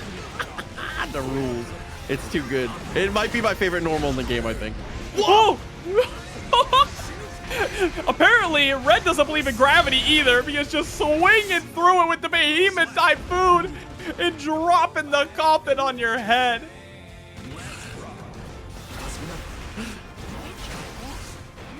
Picking her up. Tries to sweep the legs as best we can. And honestly, just good luck as far as the cards, too. We have not been able to pull out too many, but shuffling through, we have gotten very fortunate here. Now, she's going to be able to rip the super. This is a good spot again. Dash up for the throw. Into the 5D RC. Now just harassing once again with all of the cubes. Top decking, though. This is a scary place to be for Asuka. Whoa, we just got a full hand. Yeah, things looking much better here. As we learned in the earlier matchup there, bullets can only do so much against the magic as we try to commit. And there it is. The behemoth saves us. Oh, we might just be seeing a rerun of the last round, Proxy. But this time, Magician Girl spending the burst. Wild Assault! Brings a tear to my eye. Let's say utilize it while you can, but for now, it's going to be able to get interrupted at least a round apiece now. Red trying to put this into a near insurmountable lead. Magician Girl, great answer. Again, it's like you said, even when we've been in situations where we've been top decking, it's been pretty okay. Part of the cards here for Magician Girl. The Red trying to rip that heart out. Gonna get up 2-0 here now. I gotta tell you, we're gonna be telling our grandch about White Wild. That was... I'm really glad that patch existed for a little bit. I'm glad it didn't last forever, but it was a good time while it was there. It was. I enjoyed Wild Assault while it was here, but good on Arc System, by the way, for listening to the community, seeing that the community just really didn't vibe with it and going a different route. That's something you don't see a lot. I'm not even just talking about Wild Assault in general. I'm talking about the broken Wild Assault patch. That's White what Wild I'm Assault talking about. Yeah, because you played Potemkin. They gave Potemkin a reversal. What a good life, man. It was pretty cool. Honestly, I'm okay if they kill Potemkin in this coming patch. We had our fun. I'd be willing to go down with the ship. I got to live my dream for like a year and a half. Dark Magic attack gonna put Red on their back here. Magician Girl starting off strong in this game number 3. Go ahead and wheel this hand into another Dark Magic attack.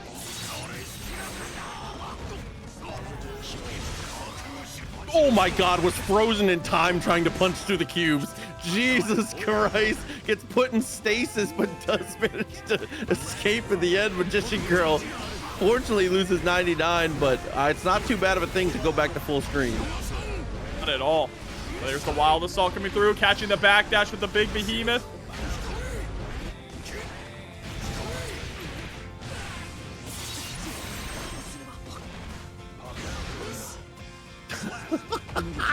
Another behemoth working out perfectly.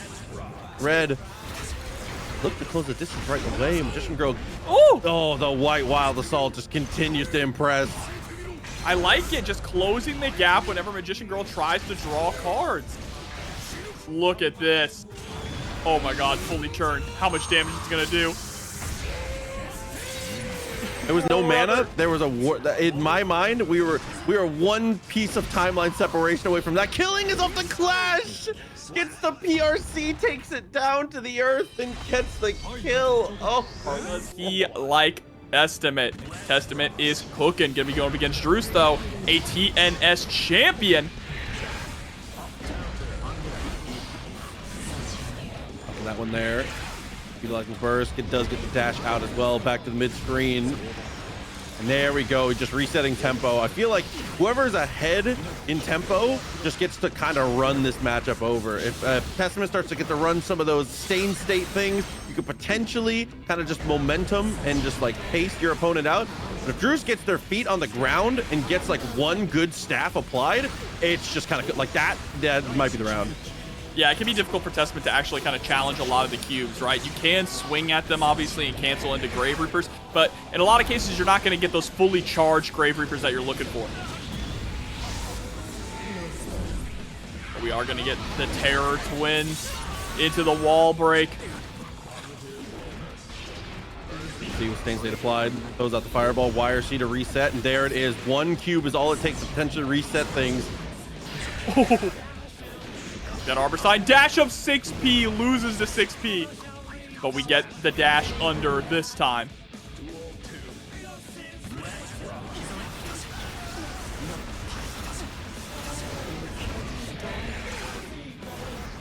Back. Oh, dash under 6p is gonna whiff.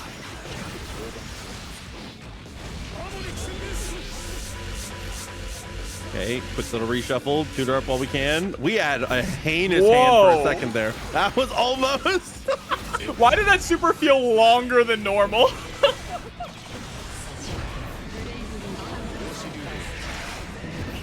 Okay, we have the auto draw and the auto regen, right? This is probably the strongest combination for Asuka.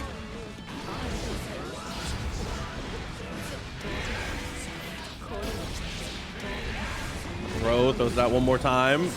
And up the teleport was 2+. A little scary there.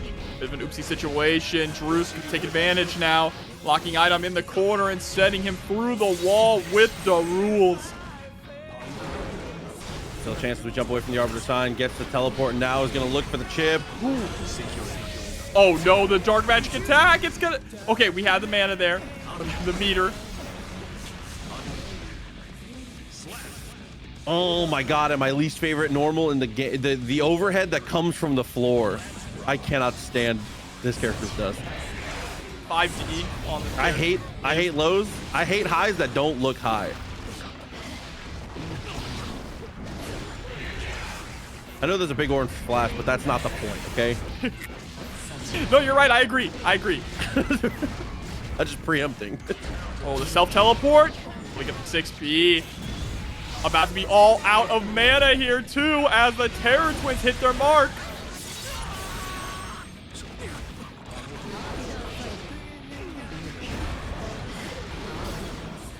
Dude, our just blocks are so impressive. I love the burst timing, but it's not going to matter as Arbiter's Sign gets there once again.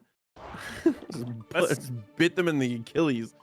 One of the best moves there for Testament matchup, right? Because up against Testament, you don't ever want to be sitting still, or you're going to have to eat those Arbiter Signs overhead and lows over and over. You want to be active. You want to be constantly on the move, whether it's in the air or on the ground. But in a lot of cases, Asuka has to stand still to cast these cards or to regen mana, and iDom has been really good about calling that out.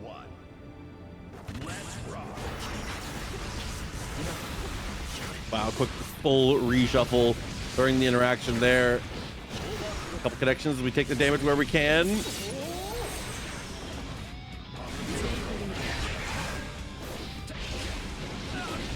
Chat talking about the Cube horror movie. That, yeah, it's legit good. Watch it if you haven't, chat. I think I watched the kill count on that, but I don't think I've actually seen that movie. I should watch that. You should, because it is like peak 2000 horror. Hell yeah. Clean connect.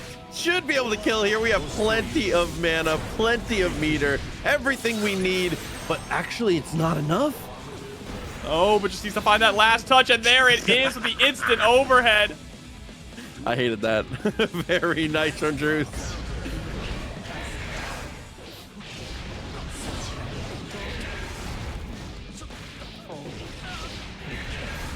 Flying gets the throw on the other side. Here we go after the teleport.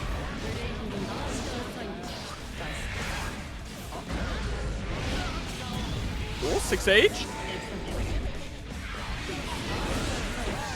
Deborah, I bought a watch recently, and that's been happening to me. I'm so sad. Quick little jump in. Just block again on the fireball. Earns us back the turn for a little bit, but now is going to have to weather the storm for one more mix. Two more mixes, 5. excuse me. Opening the portal into a perfect iDom. Trying to get this 2-0 lead. I'll let Druice tie this up.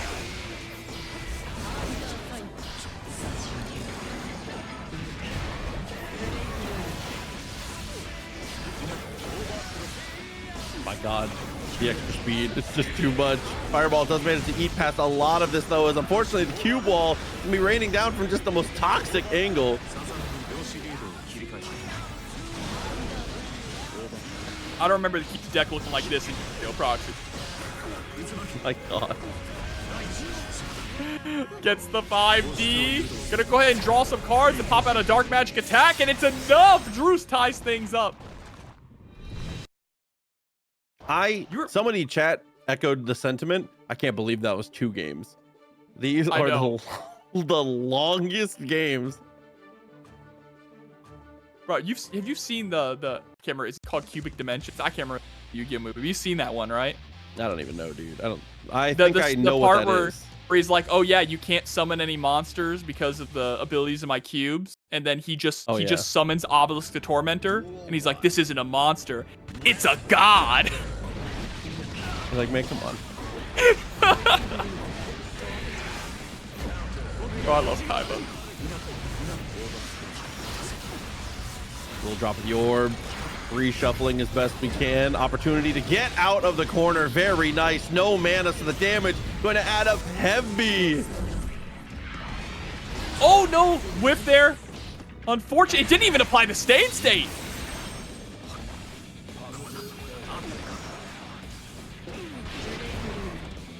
Oh, but the chip damage is gonna do it there on the Grave Reaper.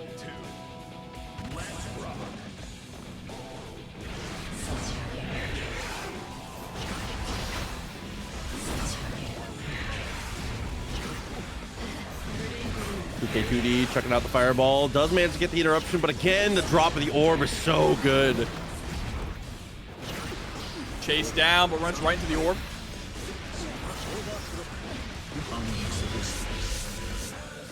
Pass. Oh no, and the speed cube. What do you even do here? You just have to hold this, right? Oh, you kind of just have to, yeah, I was gonna say, if you don't burst or like there's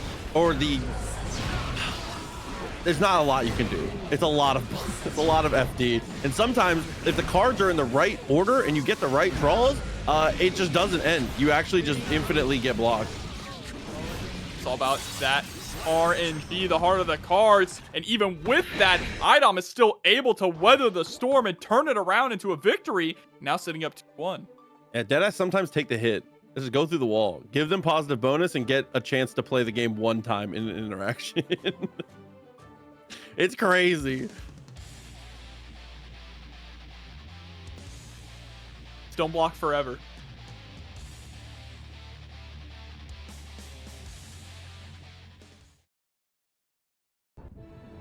Duel 1. Let's rock.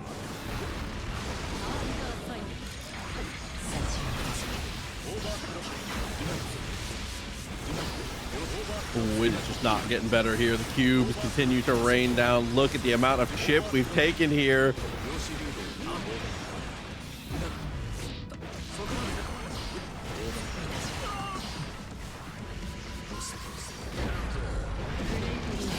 Oh my God, reach out and touch him. I love the 6P. Ends up working out perfectly. This time the Stain State is going to get applied through the wall break. iDom sitting at set point now, Proxy. Yeah, I was saying, we've been talking about the Wizard this whole time, but Testament actually been able to handle business here. iDom doing a great job of nullifying a ton of stuff in this matchup.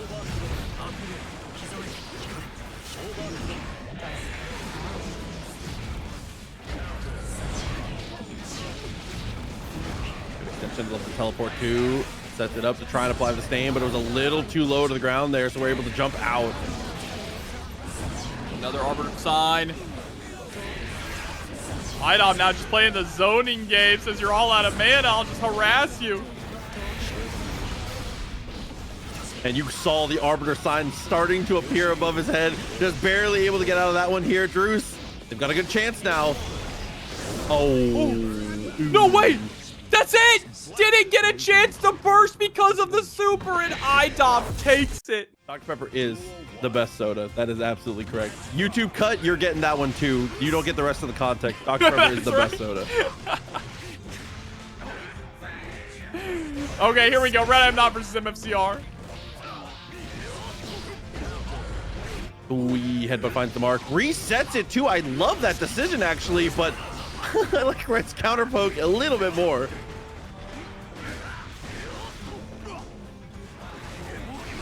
Six B to keep you locked down in the corner. Getting that back turn pressure too.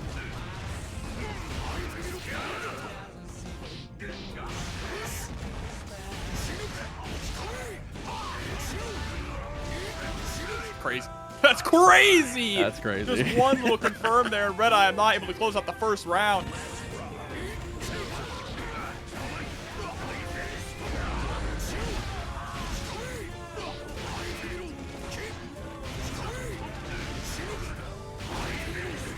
Oh, what a clash! MFCR being ready for it too. Gets back into the back turn, and I thought for sure it was because we were gonna have the parry primed, but instead it's gonna be 3 behemoths and a round-ending decision. That is Red on the board, 1-0. Yeah, pretty quick game 1 too. And this has always been a bad matchup for Goldlewis also, right? They're bouncing back the time that we had from that last match. This is what's happening right here. It's balance in all things, Jobber. Of course, perfect. But no, this is kind of a difficult matchup for Goldlewis. Always has been, because Flash is such a potent tool to deal with the Typhoon. But we have already seen Red is blowing through some of these difficult matchups like it's easy.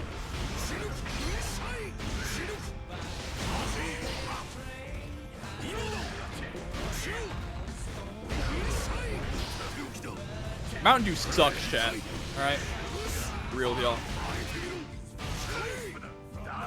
That's a tough one. I disagree, but I get it. It's just too much. Okay. Runs on past, overhead attempt. Nice little push out, but you can't escape him forever. Oh, the overhead connects. Oh my god, what did MFCR press? Yeah, I don't know. Whatever it was, delete that from your memory, your muscle memory. It needs to be gone. The wall break actually saving MFCR here, though. But Red, one touch away from getting a 2-0 lead. Uh-oh. Yep, Okay, carry. yep, that's what I thought we had last time. I get the plus frames here off of the super. Straight to the throw. MFCR still has an extra 50 tension to burn, too.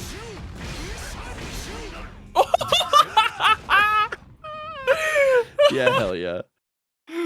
Hell yeah, man. Dudes will just see that and say, hell yeah. Oh, dude.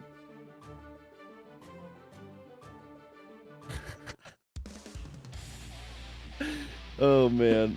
Man, everyone talking about caffeine. Y'all remember the what is it? The have y'all ever had the lemonade that kills you from Yes. from Panera? Absolutely, I did. It's actually pretty good. Fun fact, gamers, Cheerwine's headquarters is in my hometown, Salisbury, North Carolina. Yo, NorCal mention. North Carolina. North Carolina, excuse me. I mix up NorCal. NorCal should be North Carolina. Just saying. NorCal mentioned. RC, doubles up. Fuck California, no, okay? You're in trouble.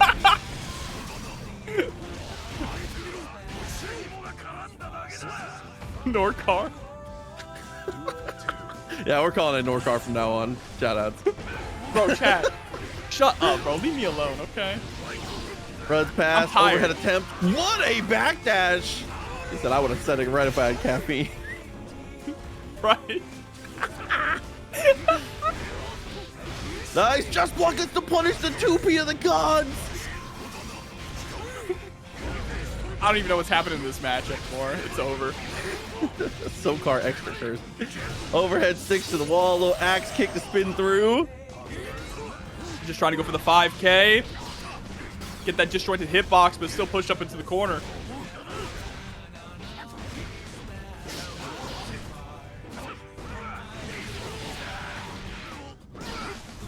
Oh! Okay, able to find the 2K counter hit into the 2D. Sodak? Oh, yeah. I don't like that. So for some reason, Sodak pissed me off. That was the line. I don't know why. That was the line.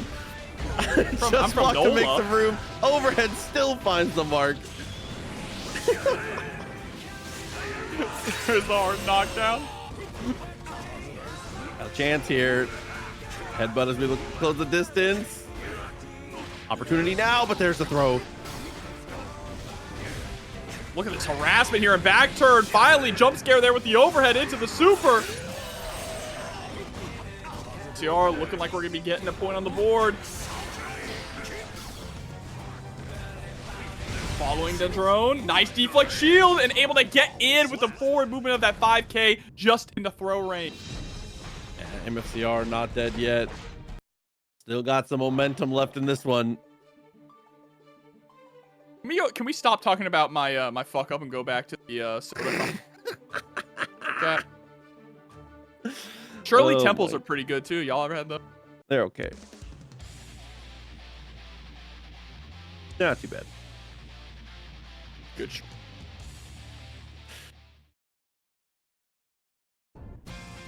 Duel 1. Back in the mix one more time. MFCR trying to push a game 5. And that's a hell of a whiff punish to get yourself rolling.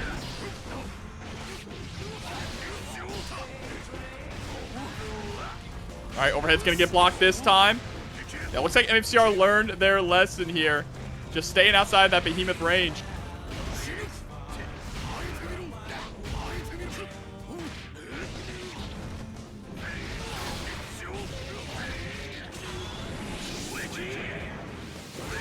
Hard knockdown there with the super. He's gonna dash in with the run through. Immediate burst there. Sending out the laser. Trying to burn it down. Gets the combo off of it too. Sweet. Reversal, you already knew it was coming. 100-meter just to get to play the game. Definitely the correct call.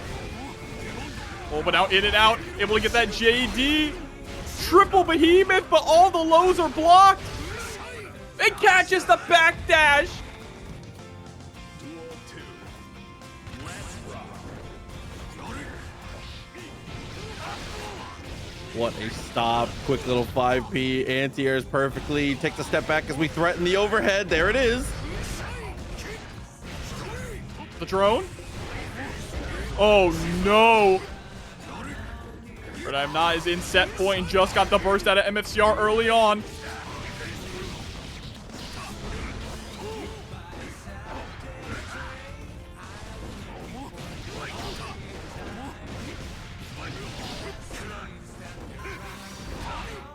Dude, that PRC just barely avoiding.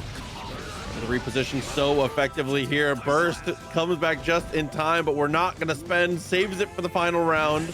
Set point potentially. MFCR fighting for their lives once again. What the hell is Nina? There's the burst. I'm ignoring that one. All right, 5K hits its mark. That 5K, 6K routing. Ooh, carried all the way to the corner too. Stylish.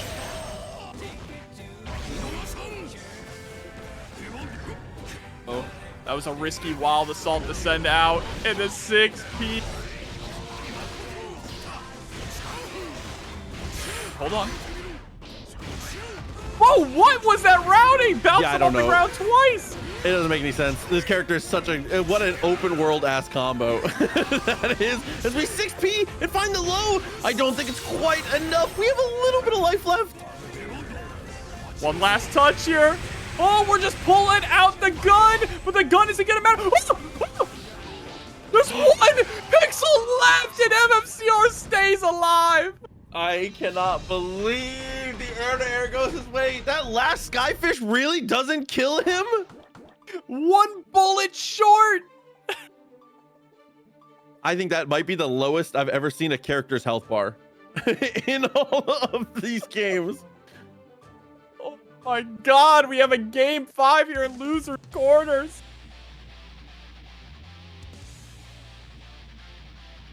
This is crazy. This is crazy just to get into top 4. Duel 1. Let's rock. All right. Yeah, red means business. Wow, assault round start. So trying not to deal with this nonsense anymore. Nice little interrupt there.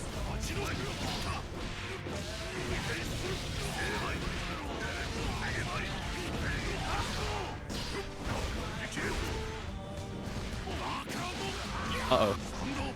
That might actually just be the deciding factor here. That quick little throw ends up deciding everything in the round. Doesn't even need to spend the super, but you know, make them watch the movie. I respect it. Of course.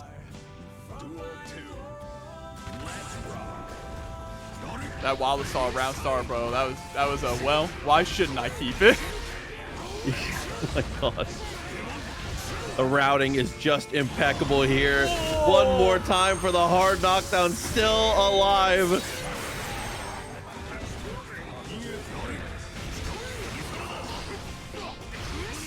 Wow, cutting you short with the 2K. Estimate tonight is going to be Fubuki gonna be in the white, iDom in the default colors, the all black.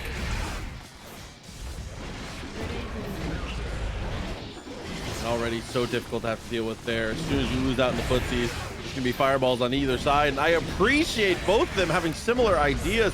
Stain State ends up winning out on that one as we utilize our wild assault to get that initial interaction. Oh, okay, but the IAD in, able to actually get over the Unholy Diver as well. Beautiful backdash there from Fubuki. Able to take control of the match once again, just off of that 2K.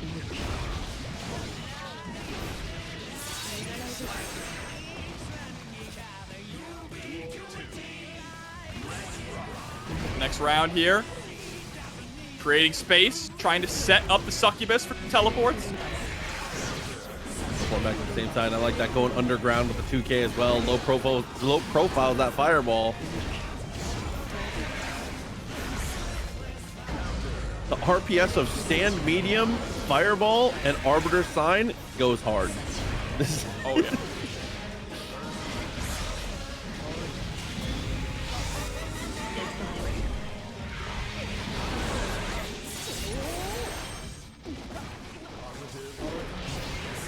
Okay, nice. The RC or YRC. Timing on the YRC definitely good too. Got to make sure that Stain State isn't a factor as we do find the throw.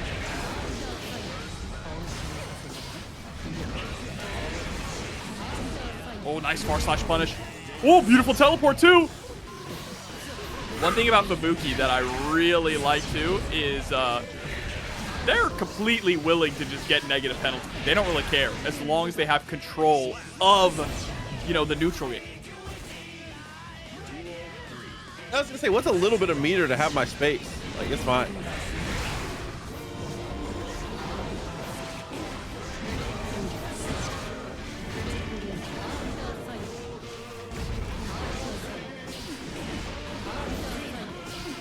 Fubuki is one of the best testaments also at pretending like they don't want to teleport. You know what I mean?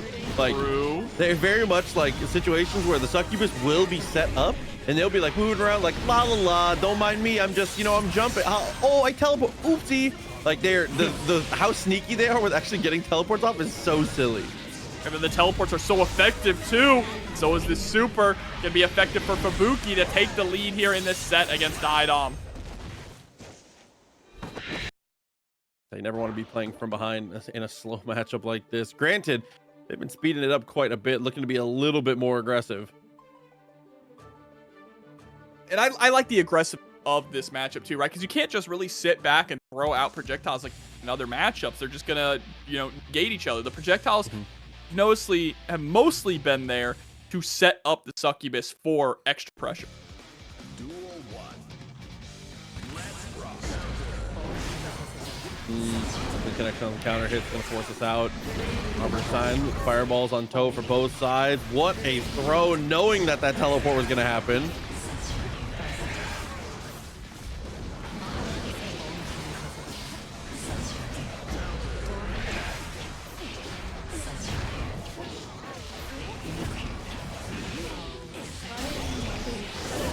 All right, Super is gonna break the wall. Hard knockdown here for iDom. I like that YRC there from Fubuki. Just gotta stall the pressure. Escapes with the teleport.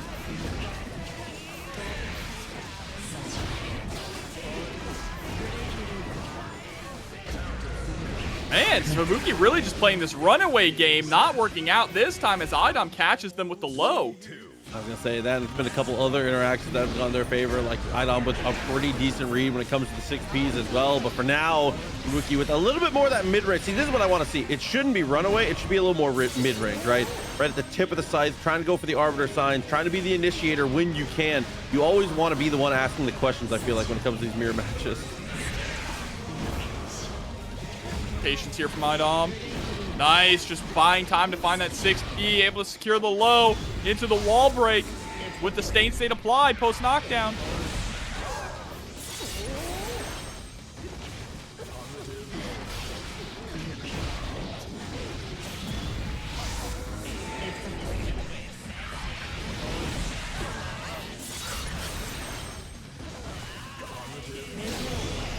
Oh, safe jump.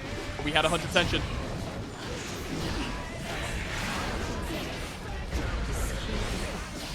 Oh, actually able to interrupt perfectly here, but now the Arbiter signs doubles up on it. Oh, Fubuki buffered the 2P, maybe trying to check a teleport or something of that nature. Definitely had a plan in mind, but iDom's plan just goes a little bit better. Now we have a competitive set here, dead even between these two. Man, this is another one I would not be surprised to see go all the way to game 5. Super excited. Pacific Freeze coming through with 11 months on the resub. Welcome back. Nearly a whole year. Duel 1. We don't need Cliff in this game because Cliff's already in the game. He's just swinging an alien. No, we need Cliff though. We do. Please no. Yeah, let me get Cliff and the Cliff function in the same game. Please no. That's right. Look, if I don't have a half screen low, is it really Cliff?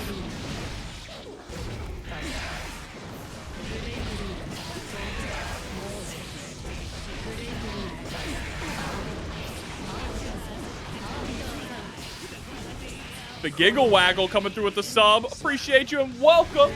Hope you like what you see here. Fubuki getting the round on iDom. Almost has that full burst. Getting connection there, a couple flashes. Works out okay. Definitely advantage iDom off that one. But with the teleport and a quick little swing, went a little bit more in Fubuki's favor.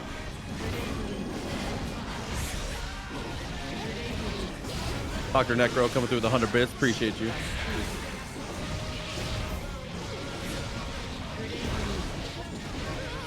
Fubuki with a very dominant game number 2 there. Both rounds going their way very quickly.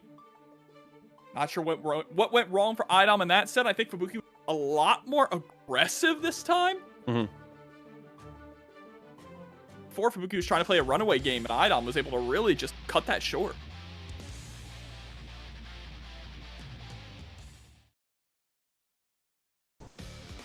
Duel 1. Let's rock. He connect.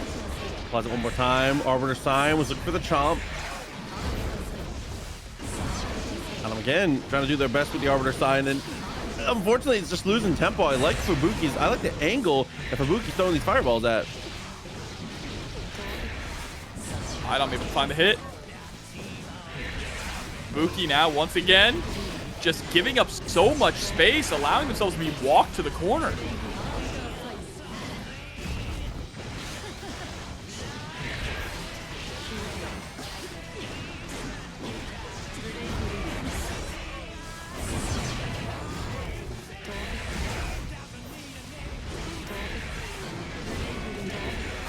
Look at this. Now it's just fireballs versus fireballs, trying to jockey for positioning here with the succubus. Hell of attack, and gets the swing straight after. No chance for an answer back. iDom in dire straits now. Fubuki get reposition and doubles down. What a swing.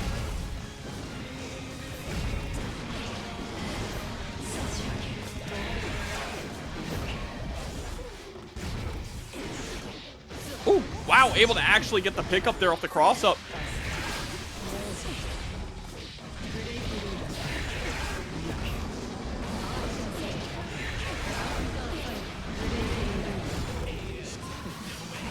PRC. Okay, Oh! just barely gets in there. Oh, that's crazy. Yep, and then hit him with the low. OTG to find that last toucher. Fubuki with the teleport into the 2K. Gonna take it 3-1. Said that last match was probably our last slow-paced one. It's time to go all in. Yeah, a little bit more aggressive. Fighting fire with fire. Pretty much the rest of the bracket here. Good IBFD, but unfortunately gets nothing for it. Luckily, we had already won the positioning war. First is spent. Sasuke's situation is still not better. We are trapped in this corner.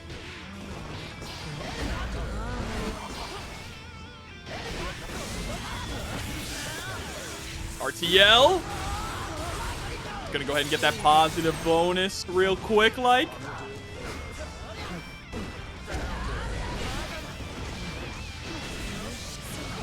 iDom coming through with the raid. Thank you, iDom. Loved watching you play again tonight.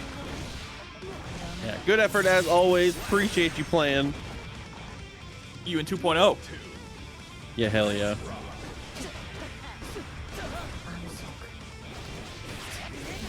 Patience here from Sasuke. Beautiful facing on that 2S.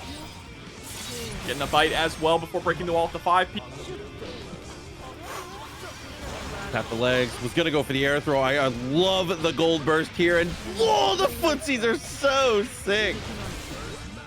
The stop and go here at Class 5 makes it so risky to press a button, especially with how strong the whip punish game of Giovanna is. But there we go. Nice counter hit with the 2P. Oh my god, and the tri jump is so evil.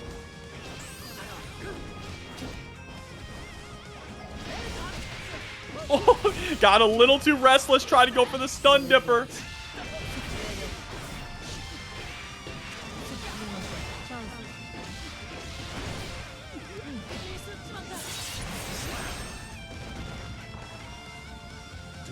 Once again, unfortunately, sliced on up out of here.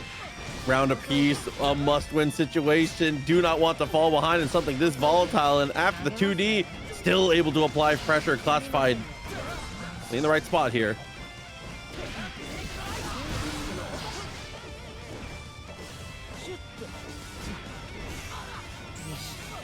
Oh, nice. The try jump again, Prox.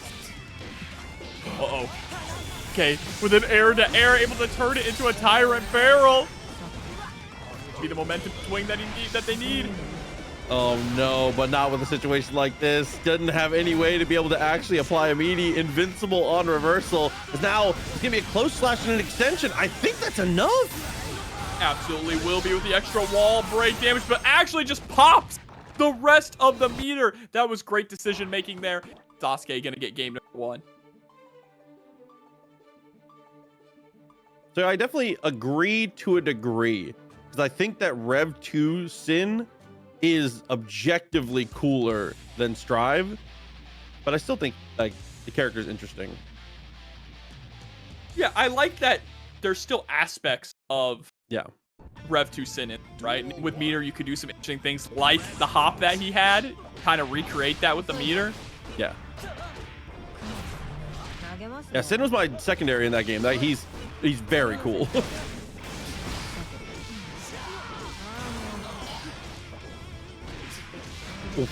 My god, max distance just barely connecting here, and RTL gonna take us the rest of the way.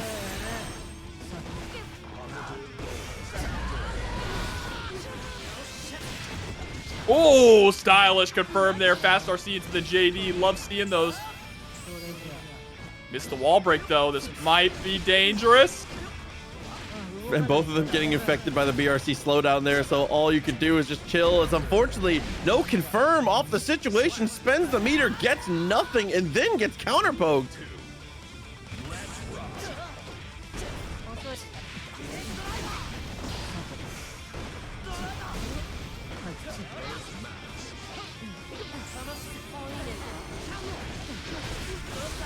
Damn, burst just gets eaten up. Close slash to follow it up.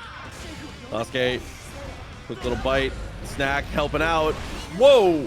Tried to close the gap there after a counter hit with the beak driver. Just didn't have any calories, stamina, I should say, to actually confirm off of it.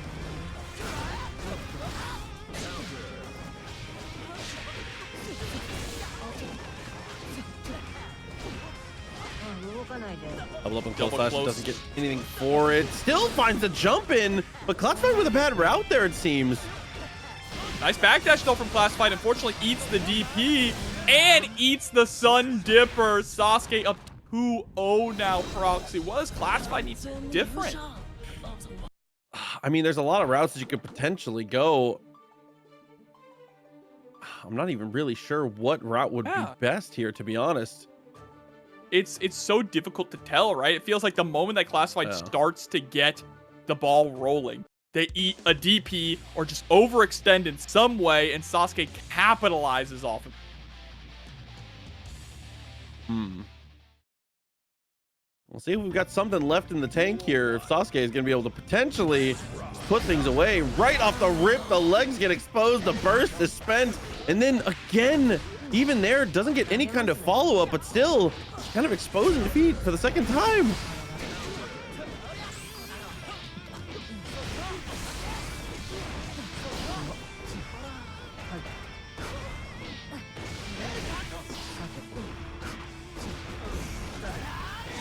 Look at that pressure. Yeah, finally running out of stamina, so Classified able to escape. But again, there it is, right? Anytime Classified gets started, there's just a DP waiting. And even there was Big Chillin, spent 50 meters to try and close the distance and look for something. And on the throw bait attempt is still Chillin, has time for a jab, ends up winning the positional war. Sasuke, we are so impressive right now in these defensive spots.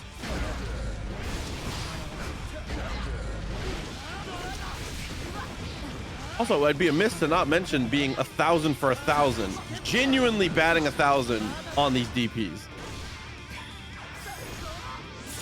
It's kind of insane how every single one is hitting. Not a single DP block. Sasuke on the verge of just closing this out. Classified does have some offense going, goes to the OTG, gets the counter hit. He's going to be able to break the wall here, get the hard knockdown. Spinning dog kick.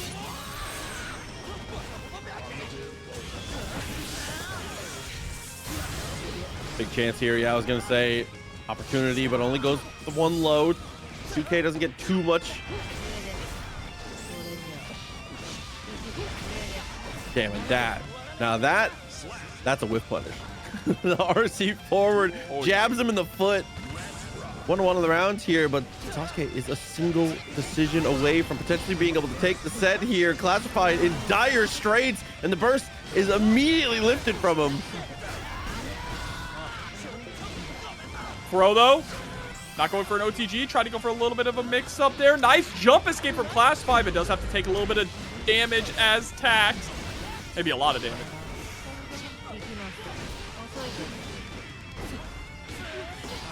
That just defend. Woo! And then the air down, the drift down. Classified now. Not gonna be able to break the wall, but that's kind of better, unfortunately. One bad whiff, and Sasuke closes it out. Just the same. Well, let's see who's gonna make their way to the finish line here. RedIAmNot versus Fubuki. The first step.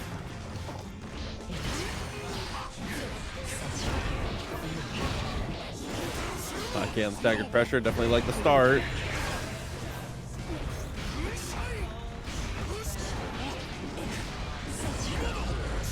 Nice JD.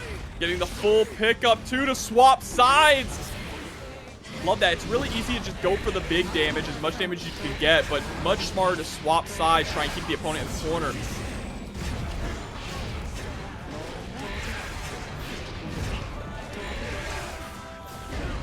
Reapply the stain state, fully set on the jump in. Like what I'm saying here, even with the drop combo, an opportunity to make some space, like you said, not worried about getting into negative in the slightest. Able to fight out of the spot, but not if this is how we started.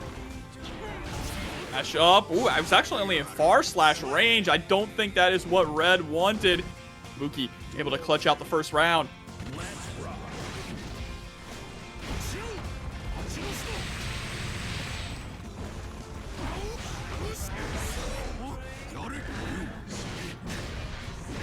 Burn off the wild salt there. Unfortunately on block. He's not going to get much for it, but still okay as we, fight out of this stain state.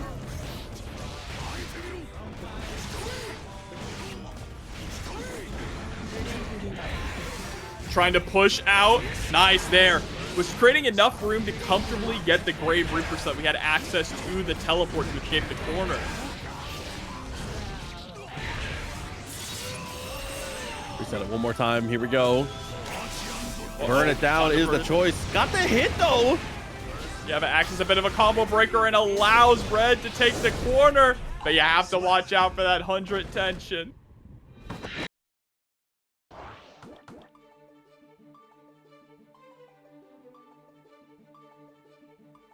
Yeah, I was gonna say a quick little bite out of crime. Definitely the right call. I mean, you had super, you had burst. There was a lot of options potentially there. I do respect though that is a pretty good time to try and run in for the throw. Honestly, I think a lot of people will overcommit to passive things when they see their opponent has the chance to utilize the defensive mechanic. You know what I mean? Like if you see burst, you start thinking about burst, you start playing around burst, and then they don't burst, and you look foolish.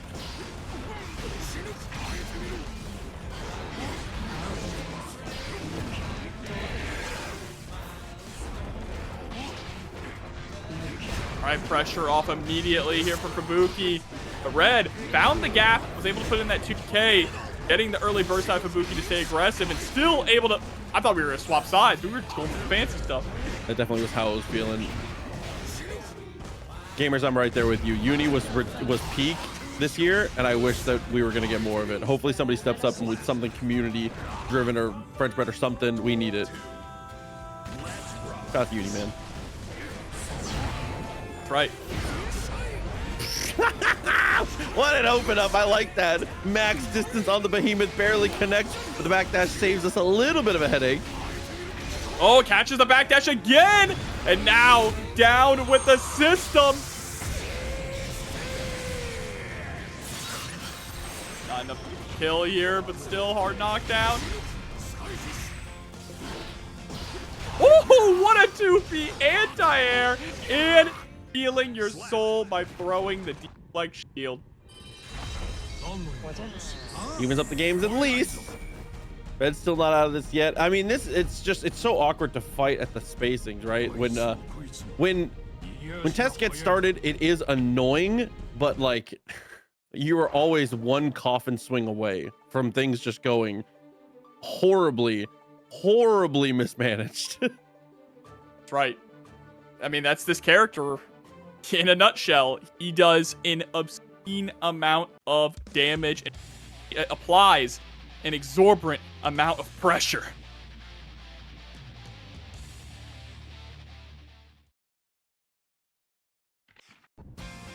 Duel 1. Let's rock.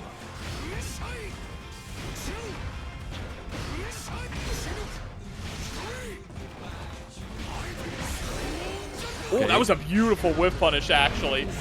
But you see, once you get to really high level, players seem to always burst immediately. They want to get that early momentum. That's like, give me a chance to be able to get the fight. I'll get the resources will come back. I cannot let these rounds go astray, but now with a pixel of life left, is able to at least cross up, but anything will do it.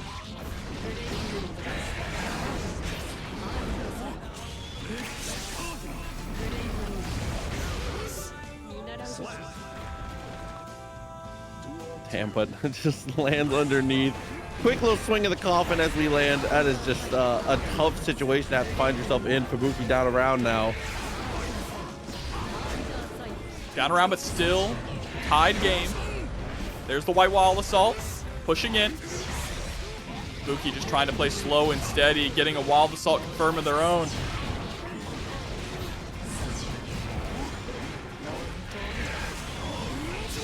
Oh no.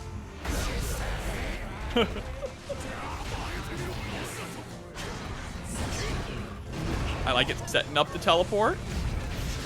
Oh no, but Red was ready with the Behemoth Typhoon. Into the Wild Assault confirm, and that is going to be around here for Fubuki, keeping pace dead even.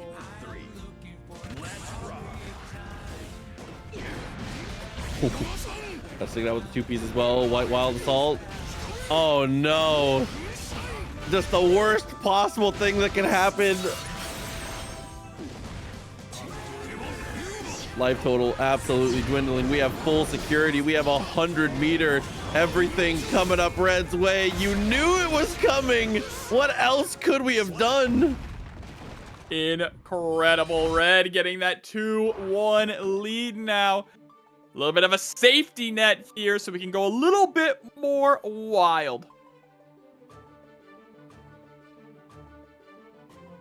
Look, Uni's a cool game. It has the guy who says chess Tatsu. True. Now that we've broken the seal, Uni's not hard, gamers. If you think Uni's hard, somebody has lied to you or you haven't tried it. It's not a hard game. Yeah, no, it's not hard. It just seems hard on the surface because the grid mechanic is so weird when you don't know how it works. But once you know how it works, feels like a lot, but it's not. You're good. Just pick Gord, DPB, Grim Reaper. You did it. Trust. That's grid break. Couple behemoths. Dashes up and gets thrown out of it, though. You hate to see it.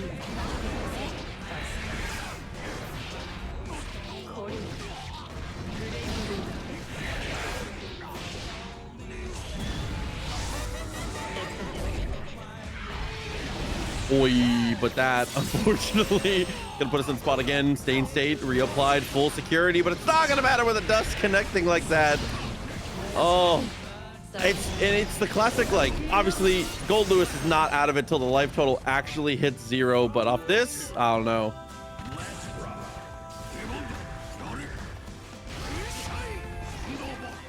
Send out the drone. Oh no! But we tried to stick out the 2K, it just got blown up for it. No!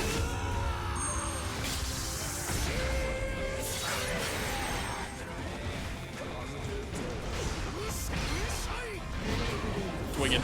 We just swinging. Red smells the blood in the water, just doesn't find any stray touch. Gotta be careful though, not to get too greedy. Exposed with a step back. Just gonna spend the full security on chipping it out and trying to take the meter.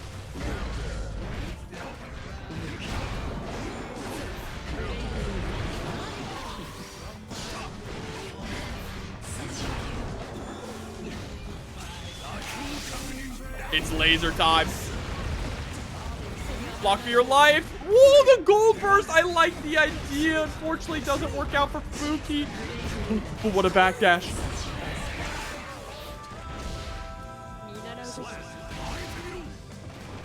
Still unable to secure the round here. And now RedIAmNot sitting at set point with full burst.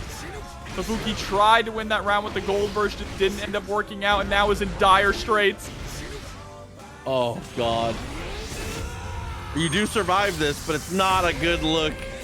Just barely able to. A pixel of life left to be able to play with here. Oh, no. And the momentum burst. I think that's it. Yeah, we had security gauge. We had 50 meter. There were 17 more behemoths coming behind that one. As much as you hate to see it. Yeah, just brutal. Brutal. That was actually... That was their comeuppance. I was going back to see if this was the run back, but no, they've already completed their revenge tour. Now just trying to keep it moving forward into the world tour. Immediate burst, sending out the drone.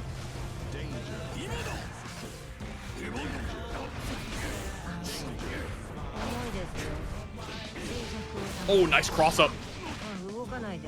Straight to the throw.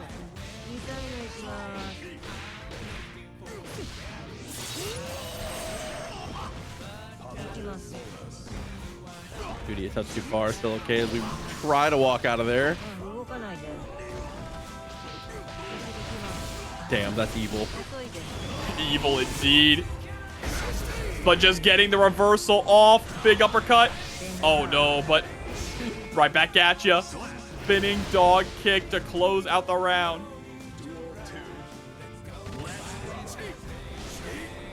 I like that round start jab there too, just in case. Try to check something random. That's a punish, at least. Start yourself with a knockdown, as well as trying to bait the throw.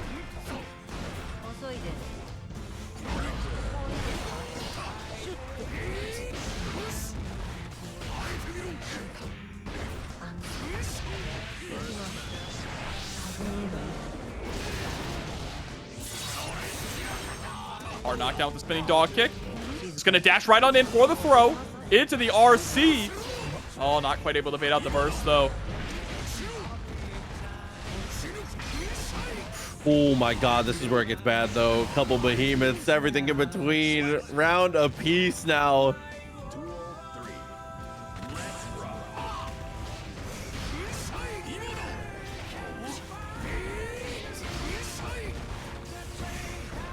Side. Plus frames there with the behemoth. Swing another one. Set out the drone.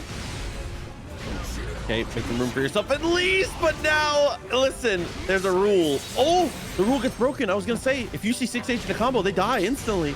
But luckily, we get the block on the DP on the other side and is able to find the low to get the finish. It was slightly delayed, but they still died. Yeah. Yeah, I don't think that Giovanna's a sleeper agent, more so just an agent. Like, she just is like, works for the government. Yeah, she's part of the Secret Service. Yeah. That's literally her job. Yeah, so it's not like a sleeper cell thing. She's like pretty openly like the government TM. She's just lazy. Yes, both of these two. This Yeah, is Secretary of Defense and Secret Service. Yeah, and people want Vernon in the game, bro. They want the president. Nah.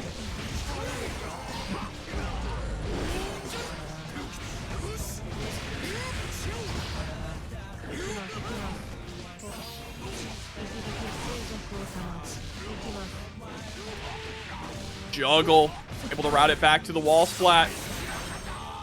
Look, if you want to know more about Giovanna, go watch the Guilty Gear Strive story mode, which is being posted on YouTube right now. She features pretty prominently. True. Fortunately there, she gets Swiss cheese pretty easily, using the Skyfish to be able to slice through game and around now.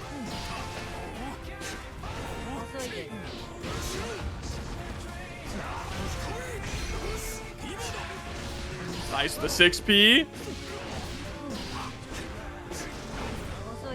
Love the pressure here. Even we're going for a lot of roundhouse kicks too, which ends your turn, but Classified is getting pushed out far enough where it doesn't really matter.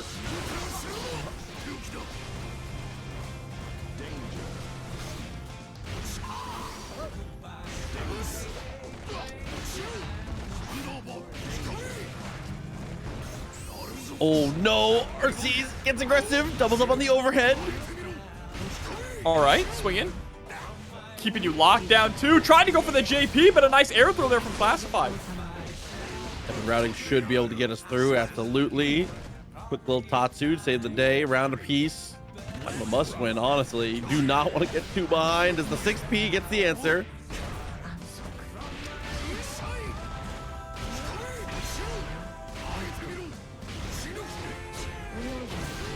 Oh, trying to go for the anti-airs 2P. Put it out just a little too early. Straight to the throw. Close slash. Very trade, but Classified going to capitalize.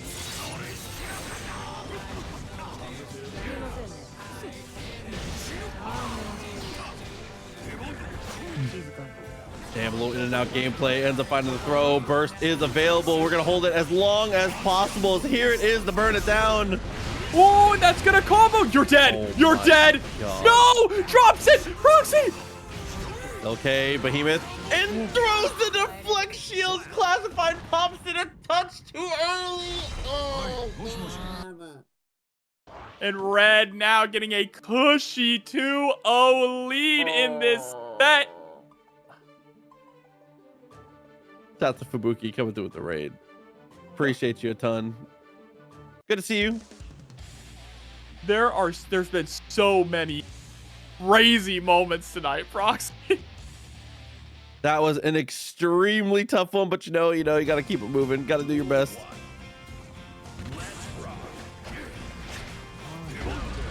Oh, Nice, and that's baby. it's just getting worse. An early burst. And you don't get your positive bonus either. This is not good. Oh, timing on that press though was absolutely immaculate. Unfortunately now, I thought for sure it was going to be the throw instead. Leaning into the overheads once again.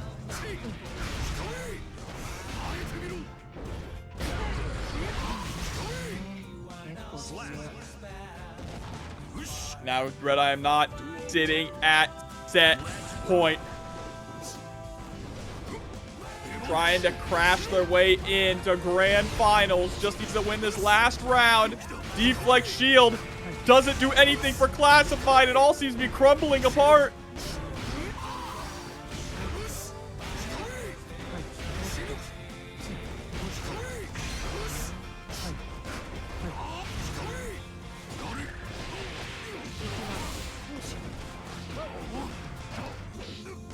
Still got a little bit of a chance here. Gotta be careful for the 50 media on the other side, though. Red will definitely wake up for it, even without a way to keep it safe.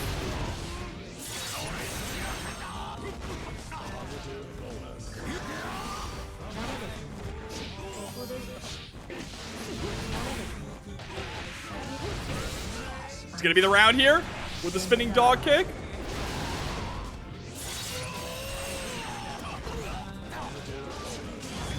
Ooh!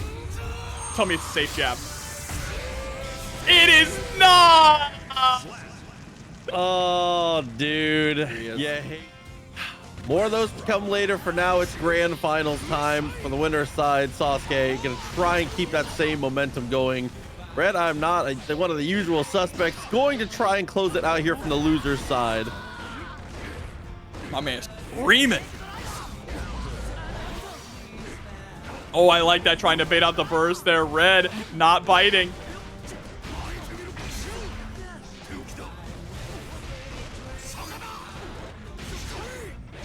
Oh, scooped up. Dunked back down. Oh, it crossed right up. RedIAmNot with the first round.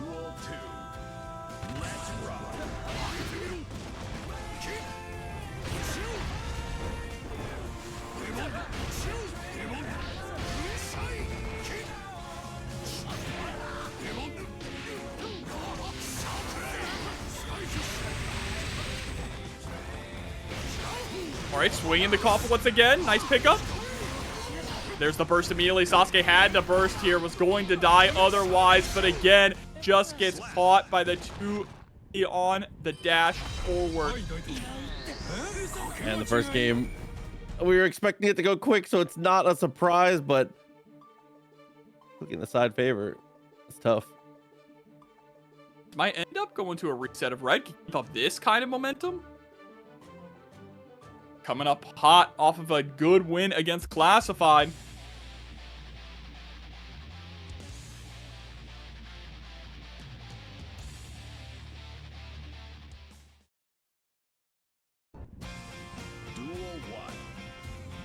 Round start play is going to be rush right in. SauceQue wants the aggression. Red bursting early as always. Yeah, drone not fully charged, not something you have to worry about too much. We find the low and swing through one more time as that little delay sold the throw so well, and then straight afterwards, the burst attempt is immediately obliterated. Still alive, just barely. Oh man, taking Peter. That's a difficult one. Yeah, if you didn't FD every single move, you were dead.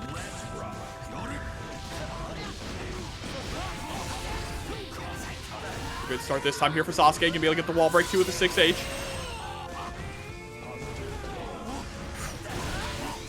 As he works out, got the stomp. 1 and 2 of the Tyrant Barrel. Very nice. Ooh.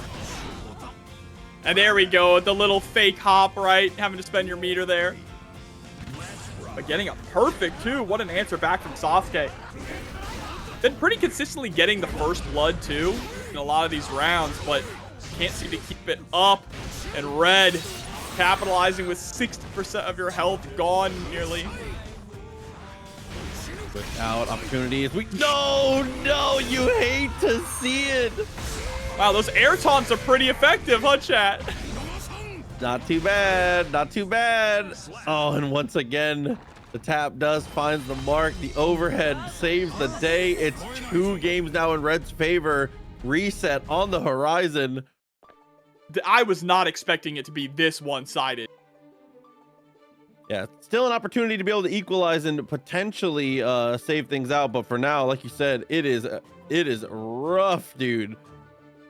is absolutely been difficult here for Sasuke. We had shades of, you know, some momentum there with that perfect, but unable to keep up that level of offense. Red just so good at putting a stop to it, able to find the gaps.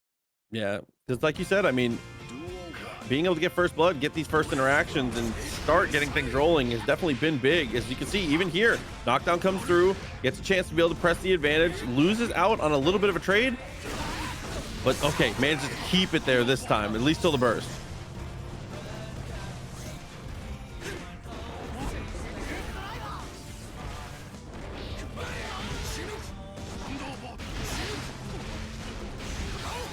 Oh, catching the backdash there with the Behemoth Typhoon. Ooh, I think that 5H was absolutely supposed to be a Behemoth. Just misinput. Happens to the best of us, but Sasuke got to take full advantage of that situation here. Hoof Stomp gets the overhead with the wall bounce into the Tyrant Rave. How many times have we seen this happen before? No calories, though. Coming into this next interaction, not going to matter, though. How many times have we seen this before, though? Where you get down 2-0, able to run it back potentially. Time and time again.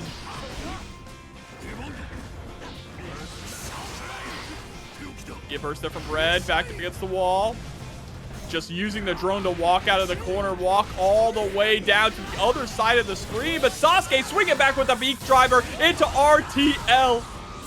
The incredible whiff punish there. In a little more reasonable spot.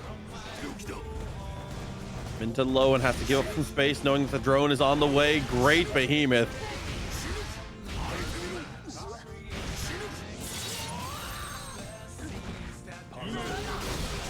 Oh, beat driver actually winning out there. Going for the RTL one more time, get that positive bonus, hard knockdown. I think we've talked about Rev 2 Sin one too many times today. The beak driver is in full effect as 2 touches into the super. Still not enough, but the OTG will do it. And reset point here now for RedIAmNot. That 5K there at round start. 5K has such a big disjointed hitbox. Good at low crushing thing. Oh no.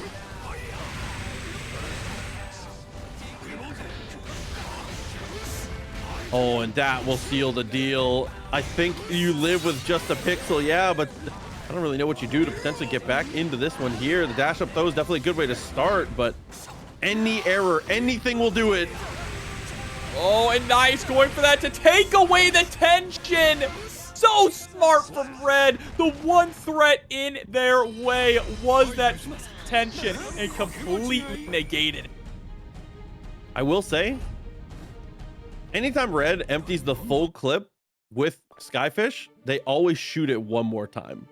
Always. They do the full burst, and then they do that little triple burst real quick afterwards. Can capitalize on, right, with an IED, but everyone just has to run forward. It's tough. On a situation where you just got your pockets ran for all your meter, and you're at a pixel of life, it's hard to, like, have mental clarity to, like, make a guess in a situation like that. For sure, but it's time to jump into our grand finals reset here. Red with a dominating first set. Sasuke gonna be able to dig deep and prevent themselves from getting run over here.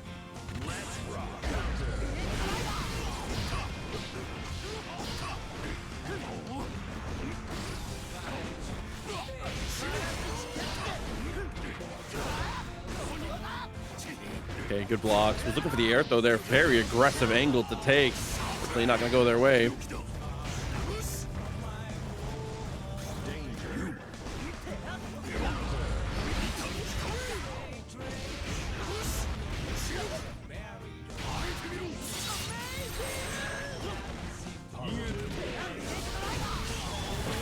Oh my god, and again, the footsies war going in favor of Sasuke here. Just gotta make sure we can keep this advantage. 5K from pretty good. I actually like the distance we chose to pick there. Beautiful stuff to be able to equalize it out, or at least, excuse me, take the lead in the early part of this set.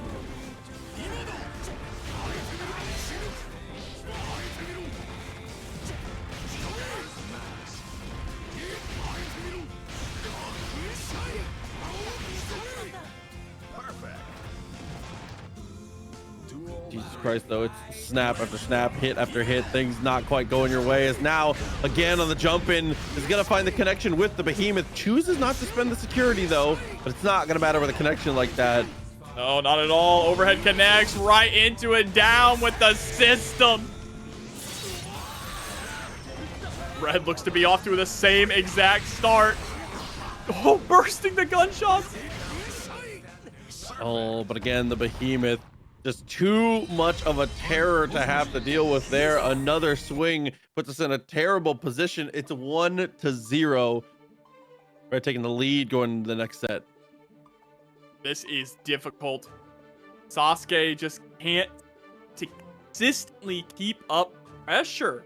And especially on defense, getting blown up, right? Which is difficult. Yeah. Goldlewis is just swinging coffins on you. It is scary to try and go for those DPs because Red is always leaving tiny little gaps. Never autopiloting, trying to bait out that DP.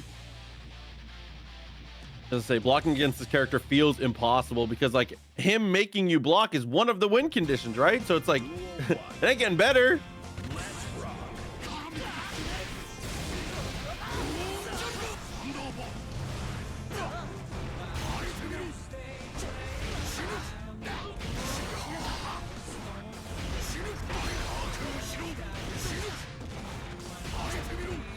We got overstopped a little bit early there. Again, the whiff punishes. Always going SauceQue's way. That's the one point, it's the one shining point of this set so far.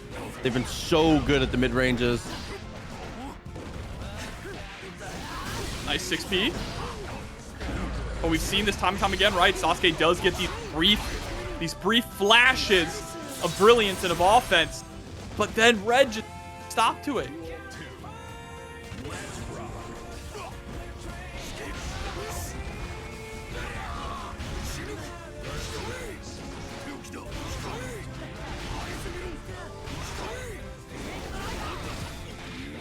Oh, nice with the back throw. Yeah, I was gonna say, after having to deal with that many behemoths in a row, just in full commits. Fortunately, there off the low, it's gonna try and bait the burst. It's not gonna work out. Still a huge advantage for Red.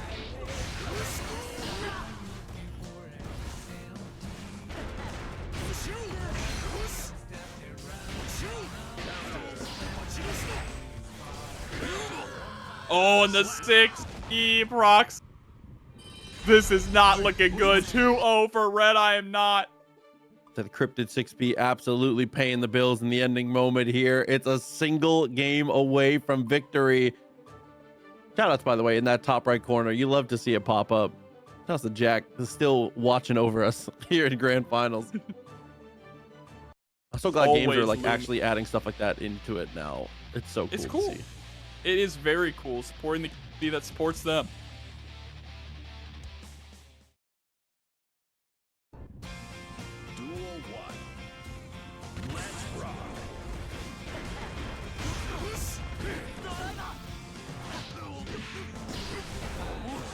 Oh, the IBFD immediately to the JD is kind of demonic.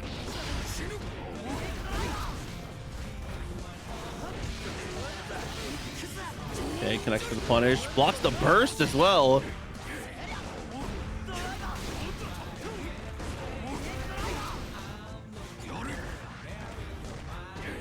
Oh, dash in. Still only got the far slash there. Yeah, but the double up on the air-to-air puts us in a really, really good position to close out here. Hard knockdown guaranteed. Red, though, like we've said, has been absolutely magic in situations like this, as now the BRC backwards buys us a ton of real estate with the drone. Nearly walking SauceQue all the way to the other corner, and there it is, able to hit the overhead. Chasing up, getting the layup too. You gotta be kidding me. Tournament point here for RedIAmNot. It was a perfect confirm to be able to seal the deal. Everything coming down to this now. We are just barely outside of being able to get the burst back. What a stomp, what a connection. Things really not looking good.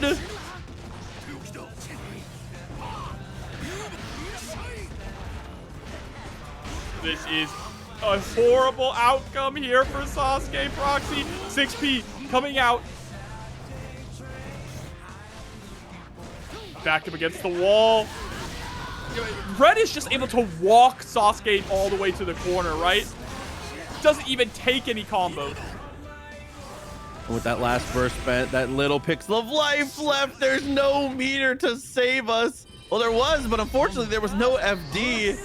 That's going to be a chip out, and that's going to be a victory. RedIAmNot.